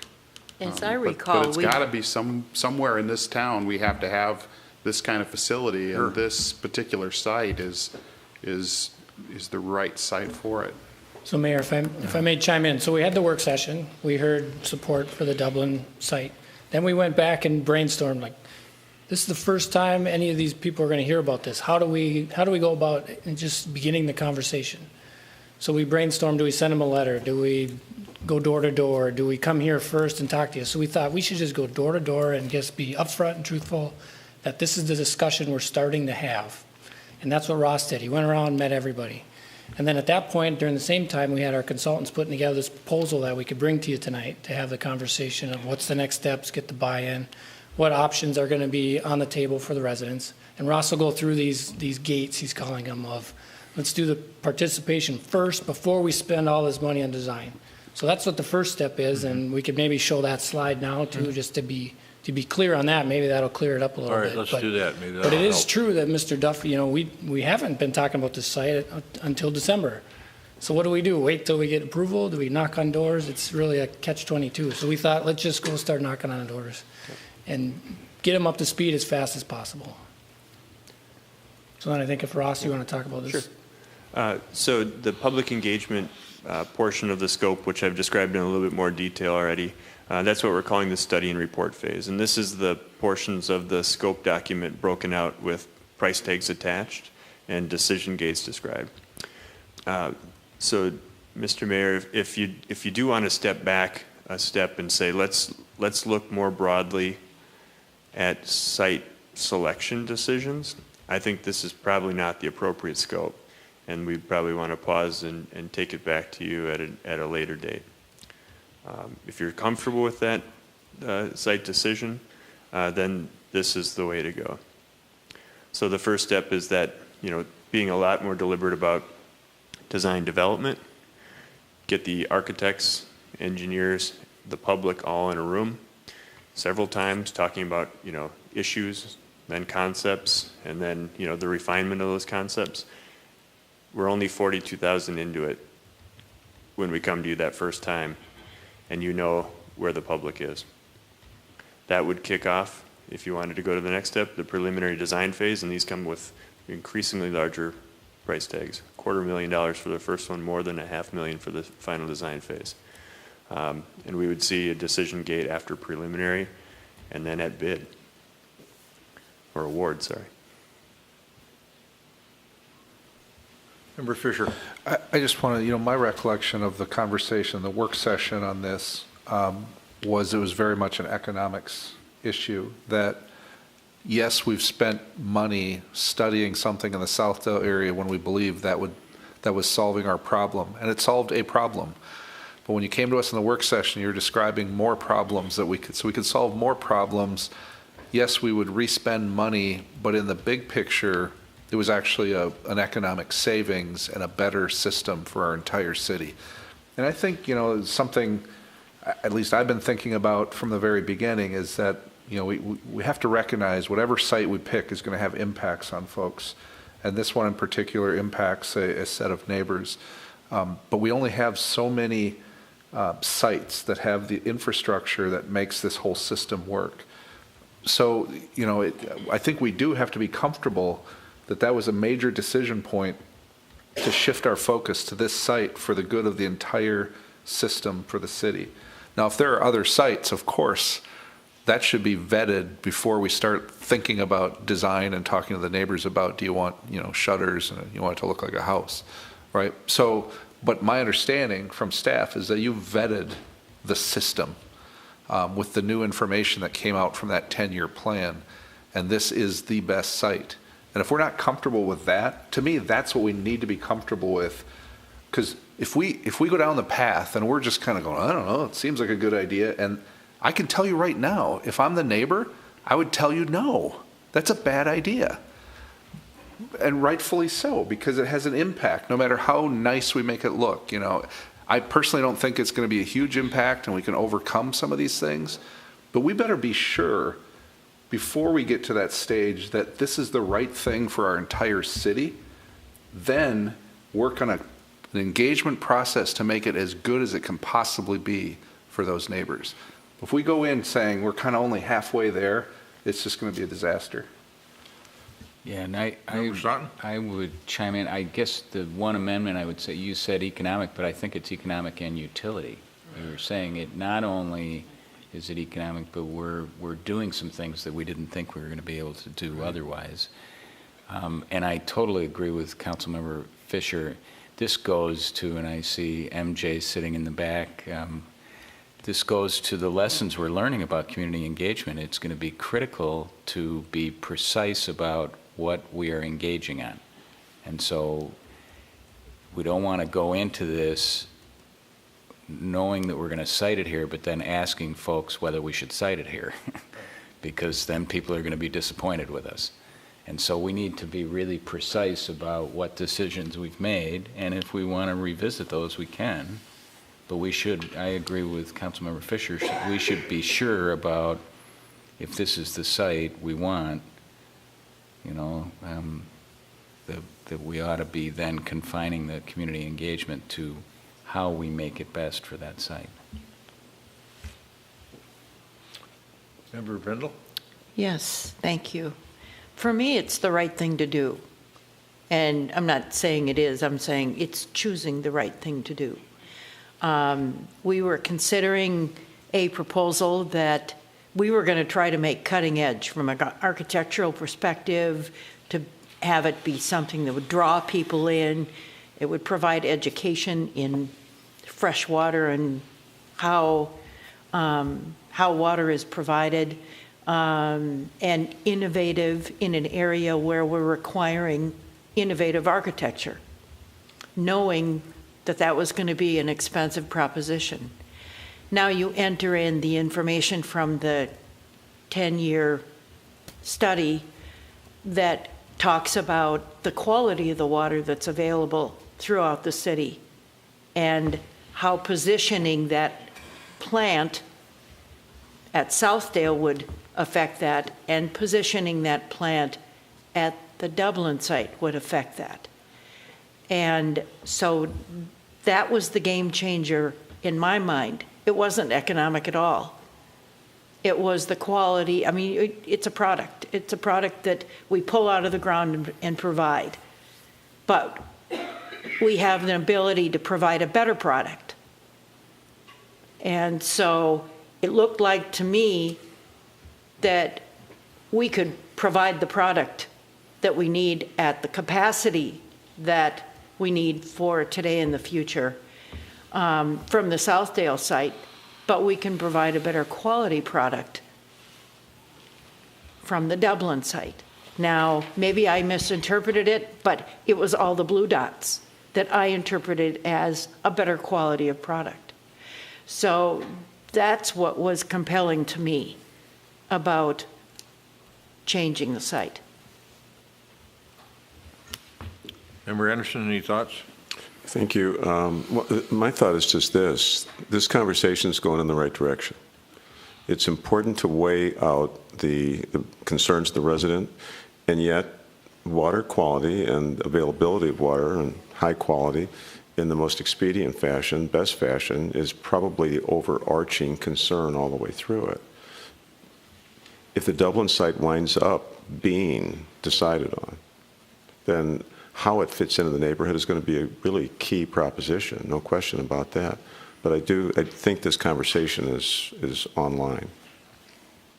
Okay.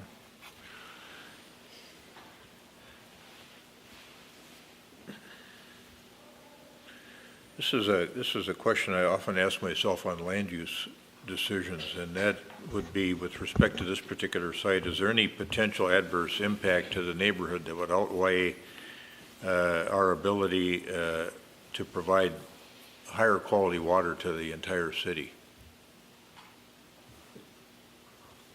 I don't see any. Pardon me? I don't see any. You don't see it? No. Okay. And why not? When I think about the adverse impacts, I could see optimizing in some, shades of gray. How do you make it less impactful? But I can't see any deal killers that essentially make it unfeasible. We wouldn't bring you this proposal if we had that sense. But I am kind of concerned about the lack of certainty on the site scoping decision. So if that's a common thread among the council, I think the correct course of action might be to pause here and bring you a scope that would get you to that point. And it would be technical in nature, and it would maybe look, cast a wider net on the whole western part of the city. There might be some other magic to get those same benefits that we were seeing, but spread out the impacts, or at least understand how to where key portions of our site are that we can do that. We can get the same benefit. We haven't looked that wide. I don't sense that you're getting from the council, my colleagues here, the notion that they want to cast a wider net. I think that I'm hearing people say they're pretty comfortable with this location and its ability to provide the sort of utility that it can provide as a benefit to the entire city and improve water quality. So I think it's just me that's kind of stumbling around here a little bit. But so have I misinterpreted anything? No. From the other council members? Manager Neal? Okay, I was going to say something along the same lines as what Mr. Bintner was going to say. We've moved this forward into onto your agenda tonight in this format because we thought we had a clear direction from the council based on the December discussion. If we have missed that if we have misinterpreted that discussion or that what we thought was a decision, I think Mr. Bintner's right. This is a time to stop and reconsider where we're going, because we're about ready to spend a very significant amount of money on this site, and we want to make sure that that issue is resolved, because we thought it was resolved, and if it's not, we want to make sure it's resolved in the way we thought it was resolved.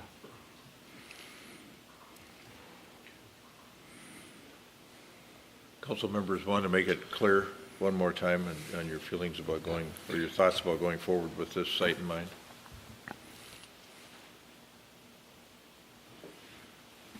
I mean, based on the information we have had to date, this is the best site to do this project on, right?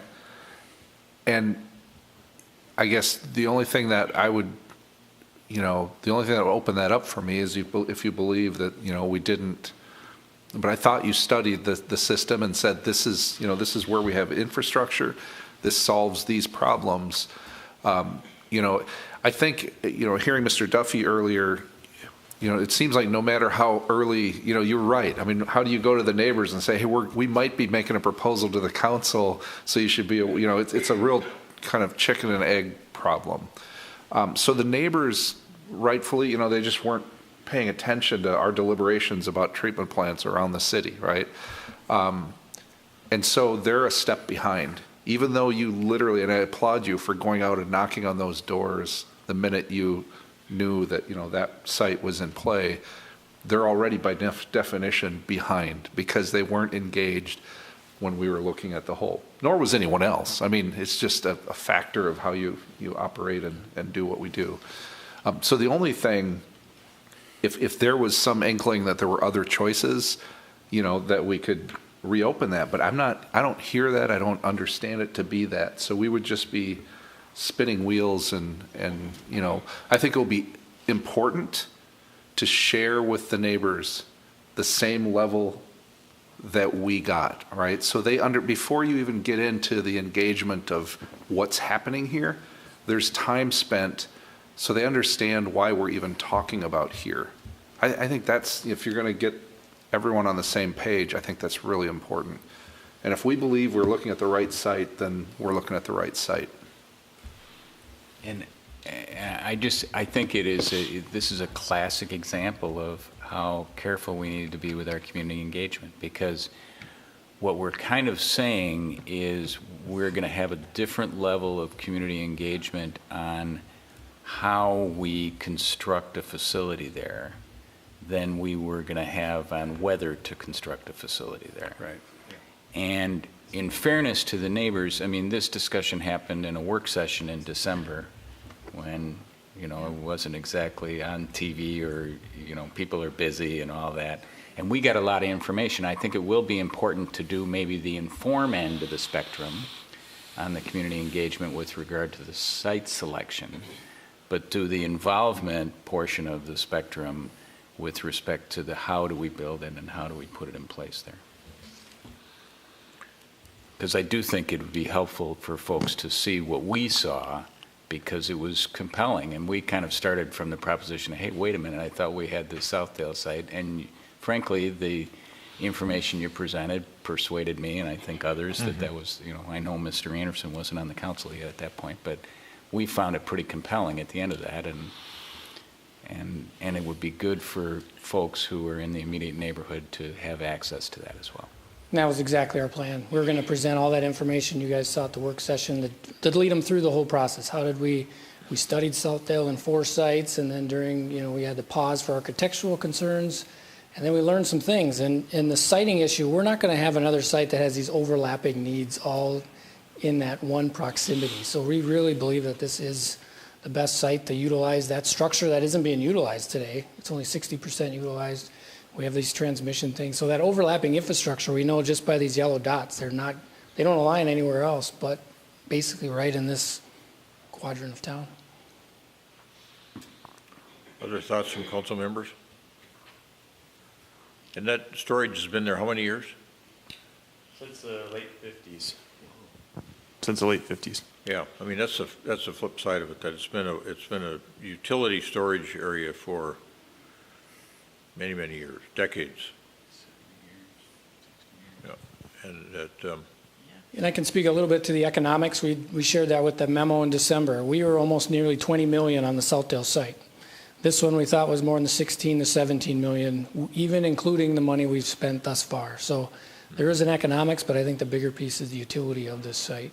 Yeah, I really misspoke. I mean, economics was one piece, Yep. but it really, rightfully spoken by my colleagues here, it's the utility. It's the factor. overlapping utilities, yep.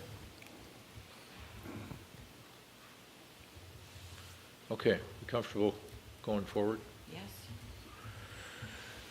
All right, so go ahead, Director.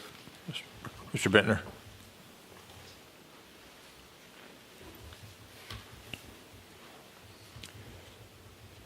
So we went forward to the design and bidding scope.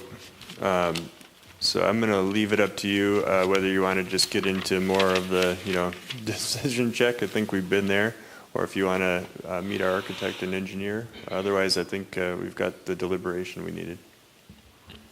All right. Do you want to bring up any of your project team? Your choice. Well, can I ask a question before that? Before we... Yes, Member Sutton, please. How did we arrive at this team? And, the last project we just had a competitive bidding dimension to it. I don't see that in this one. If not, why not? And how did we select this group? Council members, good question. We used the initial RFP to select architect and engineer through an open RFP process. We selected AE2S and Ortel Architects to design that. Through that design process, they learned a lot about both the city, both our operator preferences, and a variety of, we've essentially put together a design. We've got a lot of efficiencies of scale going forward. So you mean back when we were first starting this whole process, we did a competitive bidding process? And That's this right. is the... We didn't do a competitive bidding process, but we did an open RFP. Open RFP. Well, in process. our, right. But I mean competitive bidding in a generic In a sense, professional that it's not services sense. we have to pick the lowest bidder, but it was a process where we tried to compare a variety of other That's right. vendors. So we did at one point, that's why these folks are working with us, because we went through a process like that and selected them. And so the recommendation is not to change now that they've learned everything about the system, but to continue on with them. That's right. Okay, thank you. So, council members, would you like to meet the members of the project team and Yes. have... They came out on this Yeah. snowy night. I'll introduce Aaron Vollmer. He's with AE2S Engineers, and then he can introduce the rest of the team. All right. Mayor and Council, thanks, Russ. My name's Aaron Vollmer. I'm with Advanced Engineering Environmental Services. I'm the project manager for the project. Personally, I think we've put together a stellar team to serve you guys. AE2S itself is a regional leader in water treatment. And then we've added to our team Ortel Architects, who is very familiar with the city of Edina and the architectural needs that you guys have for your facilities. With me today is Thomas Stromsott and Andrew Cooper. I guess it was interesting to listen to some of the conversation that was happening, because I really do think that when we start talking about water treatment in general, it's such a community asset that sometimes there's this discussion of where it should go, or should we hide the asset. And I think it's refreshing to hear the conversations today about this isn't something we want to or can hide with where we're proposing, so let's celebrate it. Let's do a really great job with the neighbors to make sure that they view it as an asset.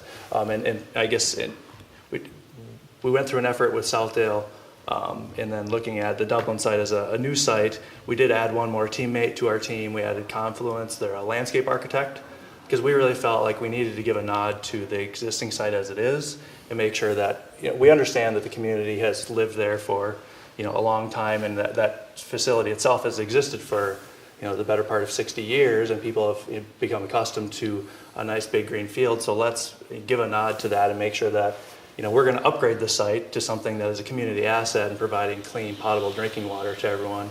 And to an additional level, but also making sure that, we're doing some really cool things with the landscaping and the surface treatments to add a whole nother level of community benefit that they can see. Because most of what from an engineering side of things, what I do is they're not going to see it. And that's really a good thing, that we're doing a lot of operational things in the background to make sure the water is filtered.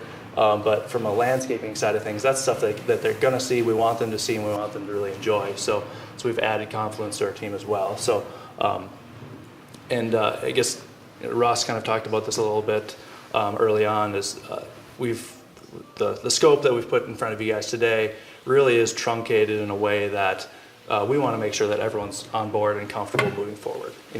As an engineer, I don't get joy in designing facilities that never get built. I love to see my work come to fruition. So we want to make sure that the community is coming along with us, and the neighbors are coming along with us to really have as much input as we can feasibly give them on the exterior site improvement side of things. And that we're all kind of taking this journey together. So I do think we've set up the proposal to Ross's point, have these kind of decision gates where we can all come together and say, okay, we've gotten to this point, is everyone on board, any concerns, anything we want to talk about, and we can pivot from there if there are anything that we want to adjust. So, but I guess I'm here mostly for questions. Right. Technically, there's a lot of good discussion or otherwise. So yeah, thank you, Mr. Vollmer. And I think the architectural firm. Hello, I'm Thomas Ramsott with Ortel Architects. Thank you, Mayor, members of council, for the opportunity to speak on this project. It's been, I've had the good fortune to work in the city of Edina with staff on a number of occasions, and I really see this as a continuation of some of the thoughtfulness and careful planning that you've done in the past. We've worked personally, I've worked on a series of pump houses in residential neighborhoods that have been brought up to speed in architectural character. They were existing pump houses that were built mainly as municipal structures, and as the neighborhoods developed around them, the city has gone back, revisited, and as part of working within the pump house and doing upgrades to the infrastructure of the pump house, taken a good look at the architectural character and made sure that they matched the surrounding community, and always at every step engaged the neighbors in that conversation to make sure everyone was comfortable. And I think something we've talked a lot about tonight was staying informed. I think that 95% of the architecture practice that we have is municipal, and it's really at a city and county and state level. And so community engagement or working through design task force or focused design charrettes is really a part of our scope of work on a typical basis. And it's interesting to see how many different forms that can take and how it can inform the project. And I'm excited to try to get into the process and look and see what the concerns of the neighbors are, because I've found through all those different processes that when I start talking about what the design team's concerns are working into the project, it really speaks to what the neighborhood's concerns are for the most part. And once you get those baseline concerns, Ross brought up a lot of them tonight, where we talk a lot about access to sunlight, access to views, massing, materials, noise, sound, odors, those types of things. You can establish that baseline. It helps you get to the real specific concerns of a project, and then we can work through that as a team and address each one of them one by one. Here's the design response.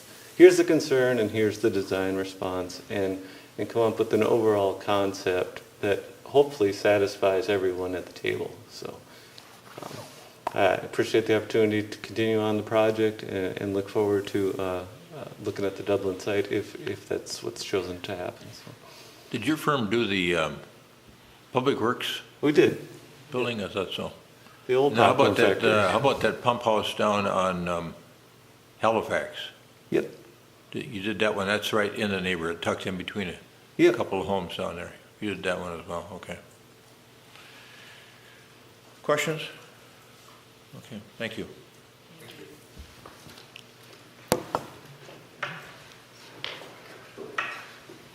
Anything else, Mr. Volmer? No. All right, thank you. Mr. Bittner? All right. All right, we've been requested by staff to approve a request for purchase for engineering services for water treatment plant number 5 on the Dublin site. Is there a motion to that effect? So moved. Second. Discussion? Yeah, can I just, one more, we kind of got lost in the decision gates there at the end. So the very first stage is this $42,000 effort. Give me a sense of what we're going to see when you come back to us and decide whether we're moving forward. So the first section of this study and report phase will bring us through the public engagement process. We'll have met with the public at least 3 times. We'll have posted all of this information to the website. You can attend those meetings and follow along, but we'll bring you the different architectural concepts that we've generated and a report on public engagement that describes what the key points of concern were and all the record that we've generated through that process. If you so choose, you could hear from the residents yourself, order a public hearing. We're open to anything there. And we can modify, we just don't want to change the terms of the engagement decision process. But we'll have an opportunity at that point to make some decisions about it. That's that first decision gate right there. Okay. So you'll decide which architectural concept to move forward with. Okay, thank you. Other questions? Comments? Okay. We've got a motion and a second. All those in favor say aye. Aye. Aye. Opposed? Carried. Thank you, gentlemen. Thank you.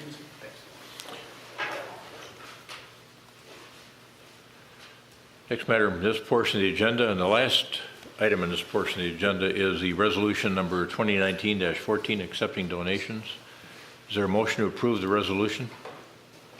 So moved. Second. Got a motion and second to approve resolution 2019-14, which accepts donations on behalf of the city of Edina. Any further discussion? All those in favor say aye. Aye. Aye. Opposed? Carried. And we've got a couple of donations to the Arts Center. The donors' names will be posted on the website. One's an in-kind donation and then a cash contribution. Thank you to those folks. Correspondence petitions. Manager Neal, anything other than what we had on the dais this evening? No, just the petition that we'd note about the Brookside Terrace and the gravel road that's later on you're going to receive later tonight. Okay. That was it. Good. All right. And then that moves us on to that next item, which is we had a petition filed by some of the citizens over on Brookside Terrace, wanted to look at whether or not they should replace that historic gravel road. I think staff had recommended that we put that as part of our project process this summer. Yep. And so we need a motion to receive the petition and refer it to the engineering department for processing as to feasibility. Is there a motion to that effect? So moved. Second. All right, we've got a motion second to refer the petition to engineering for processing as to feasibility. Any further discussion? All those in favor say aye. Aye. Aye. Opposed? Carried. And then we are on to aviation noise update, unless there were any advisory communications. Manager Neal? No. Okay. Aviation noise update, Member Brindle or Manager Neal? Or Thank both? you. I do have one. Met with Edina resident John Fischbach. He and his neighbors are experiencing aircraft noise that wake him up in the morning and keep them up at night sometimes. And so he has gone to considerable lengths to inform himself about aviation and started a conversation on Nextdoor that ended up including a pilot and a person who works in the air traffic control tower. And so it was a very well-informed conversation on Nextdoor about how pilots choose routes and headings as they take off, and some of the challenges that they have and air traffic controllers have in guiding those flights as they have to pass over cities that surround the airport. So he was just concerned about the amount of noise, and just a terrific gentleman. Dana Nelson, we met at MAC with Dana Nelson, who is a MAC employee, and she is the liaison to the Noise Oversight Committee. And she is just a stellar individual. She's just amazingly informed and just a wealth of knowledge. So we had a great meeting, and he, I think he enjoyed the time he spent with us and felt it was time well spent. Good. Thank you. Manager Neal, anything? Yes, Your Honor, to let you know that the annual noise aviation update that many of us attend when we are attending the National League of Cities conference in the spring in Washington, D.C., is scheduled for Monday this year. Traditionally, it's been on Saturday or Sunday, but this year it's Monday, March 10th from 1 to 4. The location is still yet to be nailed down. Monday, March 11th. Monday, March 11th. From 10 to 4. 10 to 4? No, 1 to 4. 1 to 4. 1 to okay, 4. Great, thank you. 10 to 4. 1 to 4. Sorry. Yeah. Okay. All right, good, thank you. Council comments. Member Anderson. Thank you, Mr. Mayor. Last weekend, I was in some training meetings with the League of Minnesota Cities. And on successive days, there were board members, Luke Fisher and Dan Greenswig, who spoke at great length about their journey on a small aircraft into northern Minnesota with Member Staunton. They stopped in Baudette, Roosevelt, Thief River Falls, Warren, other locations. Did you get to Canada as well? Yes, Rainy River. Into Canada. And they mentioned that on successive days it was 40 below each day. Is that true? Pretty close. It's an amazing trip. Take the 40 below. And Felt like 40 below. so I noted the weather on the way in, and I thought, if the call of the wild should occur again and you decided to resume your travels, I thought that it would be best that you had the appropriate headgear, and I think it's very important that you be able to advance the brand as well. And so I just wanted to give you this. Thank you very much for all your efforts. I'm sorry that there wasn't a bigger crowd to appreciate it. Thank you. I'll even put it on. It'll be memorialized. I'll be ready. I'll be ready for that. It's really warm. Yeah. Actually, you look really good with that. You'll enjoy it on your next trip. That is a good look. I need to know where you found that, because I've got General someone- Sports. General. Sports. And Yeah. half-price sales, so. Oh, there you go. I've got a mayor I need to do something for. There you go. Funny. Thank you very much. Funny. That's awesome. Good. Member Brindle. I have quite a few items, so why don't I go last? Okay. Would All you right. want us to leave? No, I just didn't want you to sit through all of it until you make yours. So you go first. Seems like we're going to have to sit through it one way or another. You are going to have to sit through it. I'm sitting here trying to think about Now I that. feel like I'm going to need to really shorten mine, but I'm not sure. No. Don't shorten yours. I'll feel bad.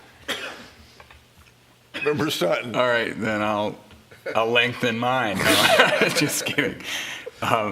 Thank you, Councilmember Anderson, for your recognition. The one thing I did want to report on is I had a chance to travel 950 miles through northwest Minnesota on some of the coldest days of the year. When I departed, my wife just shook her head. That's all she could do.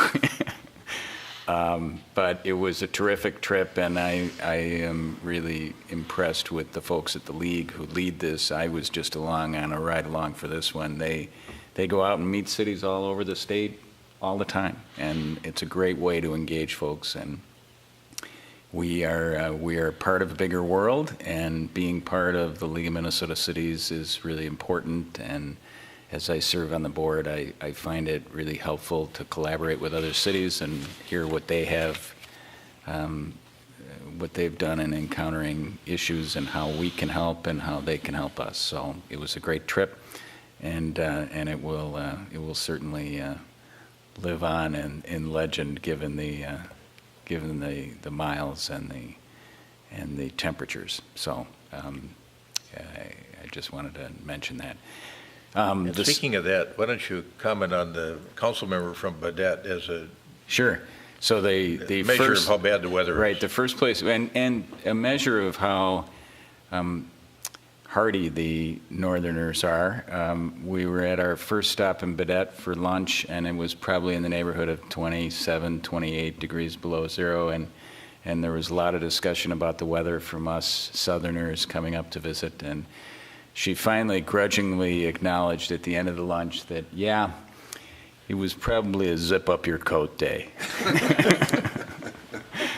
So that gives you a sense of how they deal with these kinds of temperatures, and it was fabulous. And learned a lot about the communities up there, and they've got a lot of great things going on.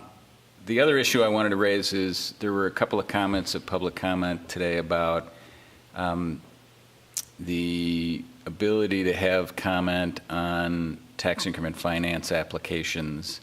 And I have to say that I've had some discussions with residents about this, and I don't know what the right tool is for this, but I think we need to have a conversation about tax increment financing that helps people understand the nuances and what we're wrestling with when we receive these applications. And maybe it's comments, I think part of it is maybe comments on particular applications, but I feel like, and I've had some conversations with Councilmember Fisher, who I know has been working on this professionally, I feel like there's an opportunity here for a community conversation about how this tool can be used effectively to benefit the residents of our community, and we should take advantage of this opportunity in some way, shape, or form. I don't know what that is, but I just wanted to raise that as a conversation for us to have about this. Perhaps it's with this particular application, but I think on a broader level we need to have that conversation. So that's all I have, Mr. Mayor. Thank you. Member Fisher. I can't believe how you just set me up right now. Wow. There was no planning here. I'll give you the hat. So I have been working for better part of a month trying to accomplish something that I've wanted to do for 4 or 5 years, and that is to be able to explain TIF and to have a TIF conversation with folks that's a little different. And so so I've always wanted to do this. I'm always bothering Scott and Bill for information, but it sort of coalesced recently around I'm putting a presentation together on Thursday morning for probably 120, 130 Bill Neuendorfs. Can you imagine facing an entire room of him? Oh, but it's economic development directors and city managers and finance directors, folks that deal with TIF all the time. And they're humoring me a little bit because I make presentations at this conference, but it's usually just on how you go about certifying a TIF district. And I asked them if we could all talk about how can we change the way we talk about TIF so it's not focused on what the developer needs or the city needs, but how it's a good thing for the taxpayer. We never just talk about that.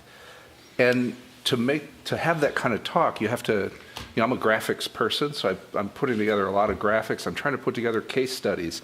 And because I work in Edina, the case studies are Edina case studies. And I want to thank Scott and our assessor's office, and so many people have. Literally, Scott was digging around in the basement of the liquor store looking for files from 1988. Because that's where the files are. That's where the files. Because we all just assume you can press a button on your computer and pull up anything. I have learned that is not the case. And so it's been a lot of work. But this presentation, it's either going to go really well or really poorly. We'll find out Thursday. But I'm hoping to get feedback from that audience And to Councilmember Staunton's point, I would really like to have a conversation with our community about TIF. I'd like to share some of these case studies from our city, TIF districts that we've had and what they've done, but turning the conversation to why, because to me, you would not do a TIF district. I would not approve a TIF district if I didn't think it was the best thing for our taxpayers. I absolutely would not do that. And somehow we are not conveying that when we approve TIF districts, because there's a different perception. And if we can't explain that, if we can't help people understand that, then maybe we're not doing a good enough job. So my question is exactly what you just posed: is it would be best to not do this as part of an actual TIF proposal, because that's just full of that. Folks are concerned about a project and that the TIF ties into that. I think it should be about TIF in general and how we approach it as a city, how we should approach as a city. We all have sort of our criteria, and I think we've been fairly clear about that, but I think those are all good conversations to have. So I know we have, this thing coming through the pipe on the 7200 project, and I'm just wondering if there isn't a way that we can, I can certainly share information during council comment, but it seems like it's a very one-way street, and it would be better, I think, if people could react and converse about it a little bit. Good. Thank you. Just an idea to think about. I know Councilmember Anderson had talked about, when we talked about town hall meetings at our last meeting, that maybe the notion of a town hall meeting devoted to a theme might make some sense. And maybe this might be a thing for us to think about. Yeah, right. Good. Member Brindle. Thank you. I have two things. We got an email about parking restrictions in the last couple of weeks. And this person lives in a spot where it sounds like there isn't driveway parking available. And they sometimes have guests over who stay the weekend or stay overnight, and concerned about the 6-hour parking limitation. And we get emails about this periodically because it's an inconvenience for folks who have people staying over. I know on our street there's typically several cars on the street all night, and I don't know that anybody's concerned about it except when the snowplow goes around them. That's really the only time anybody makes notice that there's a car there. But just wondering if it's time to. We talked about it and we didn't change it, but it continues to be an inconvenience for folks. So I just want to log that in and I did respond to the person who sent the email. So then the other thing that I do want to spend some time on is last Tuesday, so a week ago today, I was driving around and I drove by Gleason Road and Macaulay Trail, which is, I do that 10 times a day, 6 times a day, because that's, I cut through the hills and get home. And I saw that there were orange cones and there was work going on and a big hole in the ground, and it was very cold. It was very cold. And come to find out, the work on that water main project went into the night, like from the morning of that day through 3 o'clock, 4 o'clock in the morning. And at the temperatures that were occurring at that time, 27, 28 below, that's dangerous work. And the story about this project was in Manager Neal's Friday report. So I copied this and sent it around to the Indian Trails neighbors and said, you should know what your public works staff is doing for you. And probably we should bring some donuts over there. And they're coming back with, no, donuts are not enough. And so some wonderful thank yous from the neighbors for the work done. Our water service was not interrupted. More importantly, they did have to turn off the water from the water tower for that time, so that water wasn't coming through the main, so they could fix it. And when they heard the crackling of the water freezing in the water tower, they weren't done, but they turned the water flow on in order to preserve the equipment in the water tower, saving us, I don't know, could have saved us $1 million. Really, when you think about it, I don't know. I mean, it cost $500,000 to paint a water tower, much less the equipment in the water tower. Other cities weren't so lucky in saving their water towers, who had this happen as well. But I just, the part of the story that it's hard to imagine is these guys are in the hole and they're up to their waist or deeper in cold water at 26 below zero. And that's life-threatening. That's hypothermia. That's really putting their lives on the line. So I want to recognize this team of folks who did this for hours and hours, and they had another team come in and relieve them. And it could be, I don't know how many guys work in public works. Could have been any group of public works. They would all do the same work. This happens to be the team that did this. So from utilities, it's Nate Katerlick. I mean, it's a lot of people. Brandon Freeman, Josh Wagner, Nate Peterson, Bart Voth, Mike Thomason, Matt Poitras, Dustin Hanley, and Mark Johnworth. From streets, it's Trevor Tanenga and Brett Tanenga, and a mechanic, Richard Poppets. It's when we saw the work being done, but then to read what they went through was really unbelievable. And then just to recognize, and just a huge thank you out to the entire Public Works staff for what they're doing tonight, what they'll do through the week, and the other water mains they'll address. And then to recognize Sean Anderson, who he works in the streets area. He was on Channel 5 last night and this morning, and he was interviewed as part of the weather about clearing streets. And so they had some nice photography of the Public Works area and the big truck with Edina on it. But it's clear they love what they do. And we invited, I talked to Manager Neal and invited some of the Public Works folks here tonight to receive recognition. And they thought, no, they would be resting so that they could continue to plow snow. So I mean, who's surprised? So, but a huge thank you from all of us. Mary, if they were here tonight, they wouldn't be on their second pass down my street by the time I wake up tomorrow morning. It's the truth. Yeah, they're too busy to they're be so recognized amazing. right now. They're truly amazing. We'll get to that. Yeah, I'm so glad you brought this up. Thank you. Me too. Great. Thanks, Mary. Yep.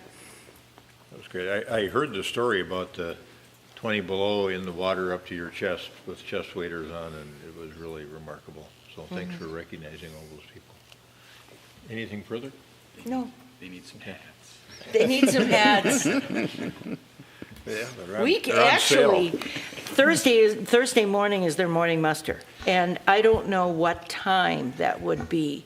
But I mean, if we showed up with coffee and donuts or something. But probably not this week because they're going to be in the snow removal cycle. So it's all right. They're at 4:30 in the morning. Yeah. Oh. There's a morning muster. That's a morning. Yeah. I like that name though. Morning muster. Well, thanks for your leadership last council meeting. Oh, you're welcome. Thank you for stepping in as the acting mayor. I was at the U.S. Conference of Mayors midwinter meeting in Washington, D.C. I know that some of the folks in our community have wondered, well, what does he do out there? And I know I always report out to you folks, but I'll try to do something that's more detailed so you can post it up online with respect to the sessions that I attend and the things I engage in. But I was out there for a couple of days. The 23rd and 24th of January, went out on the night of the 22nd. We've got a 2-year emphasis going through two presidents. We have 1-year terms on the presidency. The present president is Steve Benjamin from Columbia, South Carolina. He'll be followed by Brian Barnett, who is the mayor of Rochester Hills, Michigan. And it's been a 2-year commitment to the 3 I's, we call it: infrastructure, innovation, and inclusion. And so these sessions get built around these central themes. The first morning we had that morning plenary session, and then had a panel of mayors from, we talked about the water situation in Flint and some of our other water situations, the water issues around the country. And then you go to these individual meetings, and the one I wanted to kind of comment on the most tonight was the meeting. The first one I went to was the Council on Metro Economies in the New American City, which is chaired by Greg Fisher, who was the mayor of Louisville. The reason I wanted to comment on it was because the first person we have at these meetings is a guy named Jim Diffley, who's from a company called IHS Markit, and he comes and gives the U.S. Metro Economic Forecast. So the first thing he did was just remind us that post-recession now, post-Great Recession, 93% of the GDP growth in our country is being produced in our metropolitan regions, of which we are one of the top 100. And then 93% of the growth is in our top 100 metropolitan regions. So you can see why just economics alone start to cause that urban-rural divide as more and more people move to the metropolitan areas of the country. And a good example of that is the Dallas-Fort Worth Metroplex. There's 165,000 people a year moving to that Metroplex as they try to deal with that influx with jobs and everything else. So internationally, he just commented quickly that the G7 economies are slowing down. China's slowing down. That'll affect U.S. export demand. Of course, we know we got this tariff issue going on. Consumer spending was robust in 2018, but that slowed down. The reinvestment is not occurring as anticipated by that tax act, by the tax changes.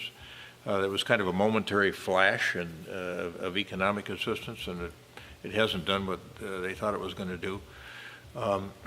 He talked a little bit about immigration policy. He thought a firm, enlightened immigration policy could help contribute to solving some of our worker shortage problems. Touched briefly on the government shutdown. In the fourth quarter of 2018, that took 0.1% of growth off the economy, and they're predicting that in the first quarter of 2019, we'll see 0.2 to 0.3% off on growth because of the shutdown. Because primarily we had 800,000 workers with no income in a consumer economy. So not looking for a recession, just a slowing of the economy. Did comment, I think briefly, a little editorializing that telling people they need to work for no pay is un-American. So that was just an editorial comment the guy had. Infrastructure-wise, this was something that we've talked about upstairs, things that we need to be doing in our own state, but nationally too. They commented that our aging infrastructure could limit our growth, that the role that infrastructure played in GDP historically was about 3 to 4%. Now it's down to 1.5% in terms of GDP effect. Infrastructure, of course, he noted, and we all know this, that infrastructure expands the capital stock of the country. And that one data point that I didn't know is that in terms of producing productivity, every dollar of investment in infrastructure produces $2 to $3 worth of productivity. So that was good information to get. I also, and there's more about opportunity zones.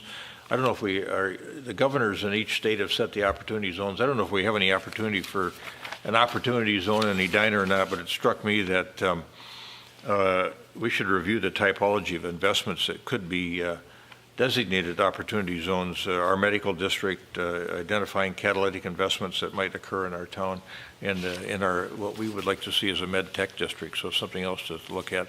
I attended a session on caring for our nation's veterans that morning, and then I did go in the afternoon after the noon session to the North American Mayors Alliance on Trade. I wanted to understand the new USMCA a little bit better, the replacement for NAFTA. The ambassadors to the U.S. from both Mexico and Canada were there, encouraging us as mayors to encourage our congresspeople to support the new trade agreement. So I thought that was interesting that people on the whole think that this kind of reinvigoration of NAFTA, which is now 25 years old, created in a non-digital age, was a necessary thing to do. So that regardless of how you feel about who's sitting in the Oval Office, there are people working to try to improve things economically in the country at the staff level. And then they had a Wednesday evening event. Thursday morning was interesting.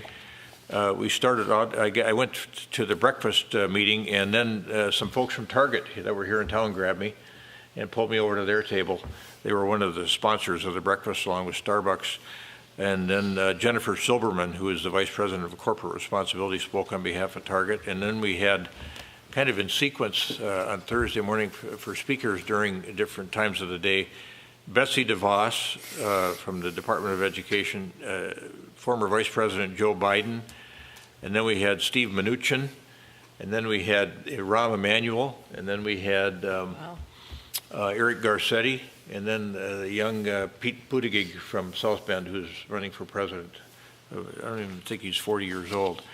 One of the things they talked about in the morning was the three cities on a panel. It was a woman from the American Hotel and Lodging Association, Buddy Dyer, the mayor of Orlando, Mike Rawlings, the mayor of Dallas, and then Marty Walsh, the mayor of Boston, talking about selling the city brand through sort of all occupations, that every city has a culture, every city has a brand, to your point, and we should be selling that brand every time we have a chance. And I thought that was just a quick little bit there. And then I'll do this in more detail, but I attended a Technology and Innovation Center, Visioning the Future Needs of Cities. We had John Hickenlooper, the governor of Colorado, come and speak to us as part of that Thursday morning session. He's running for president. Pardon me? He's running for president. Is he running now too? Mm-hmm. Yeah. And then we also had the discussion about 5G deployment that afternoon. We've talked about that in our own meetings here.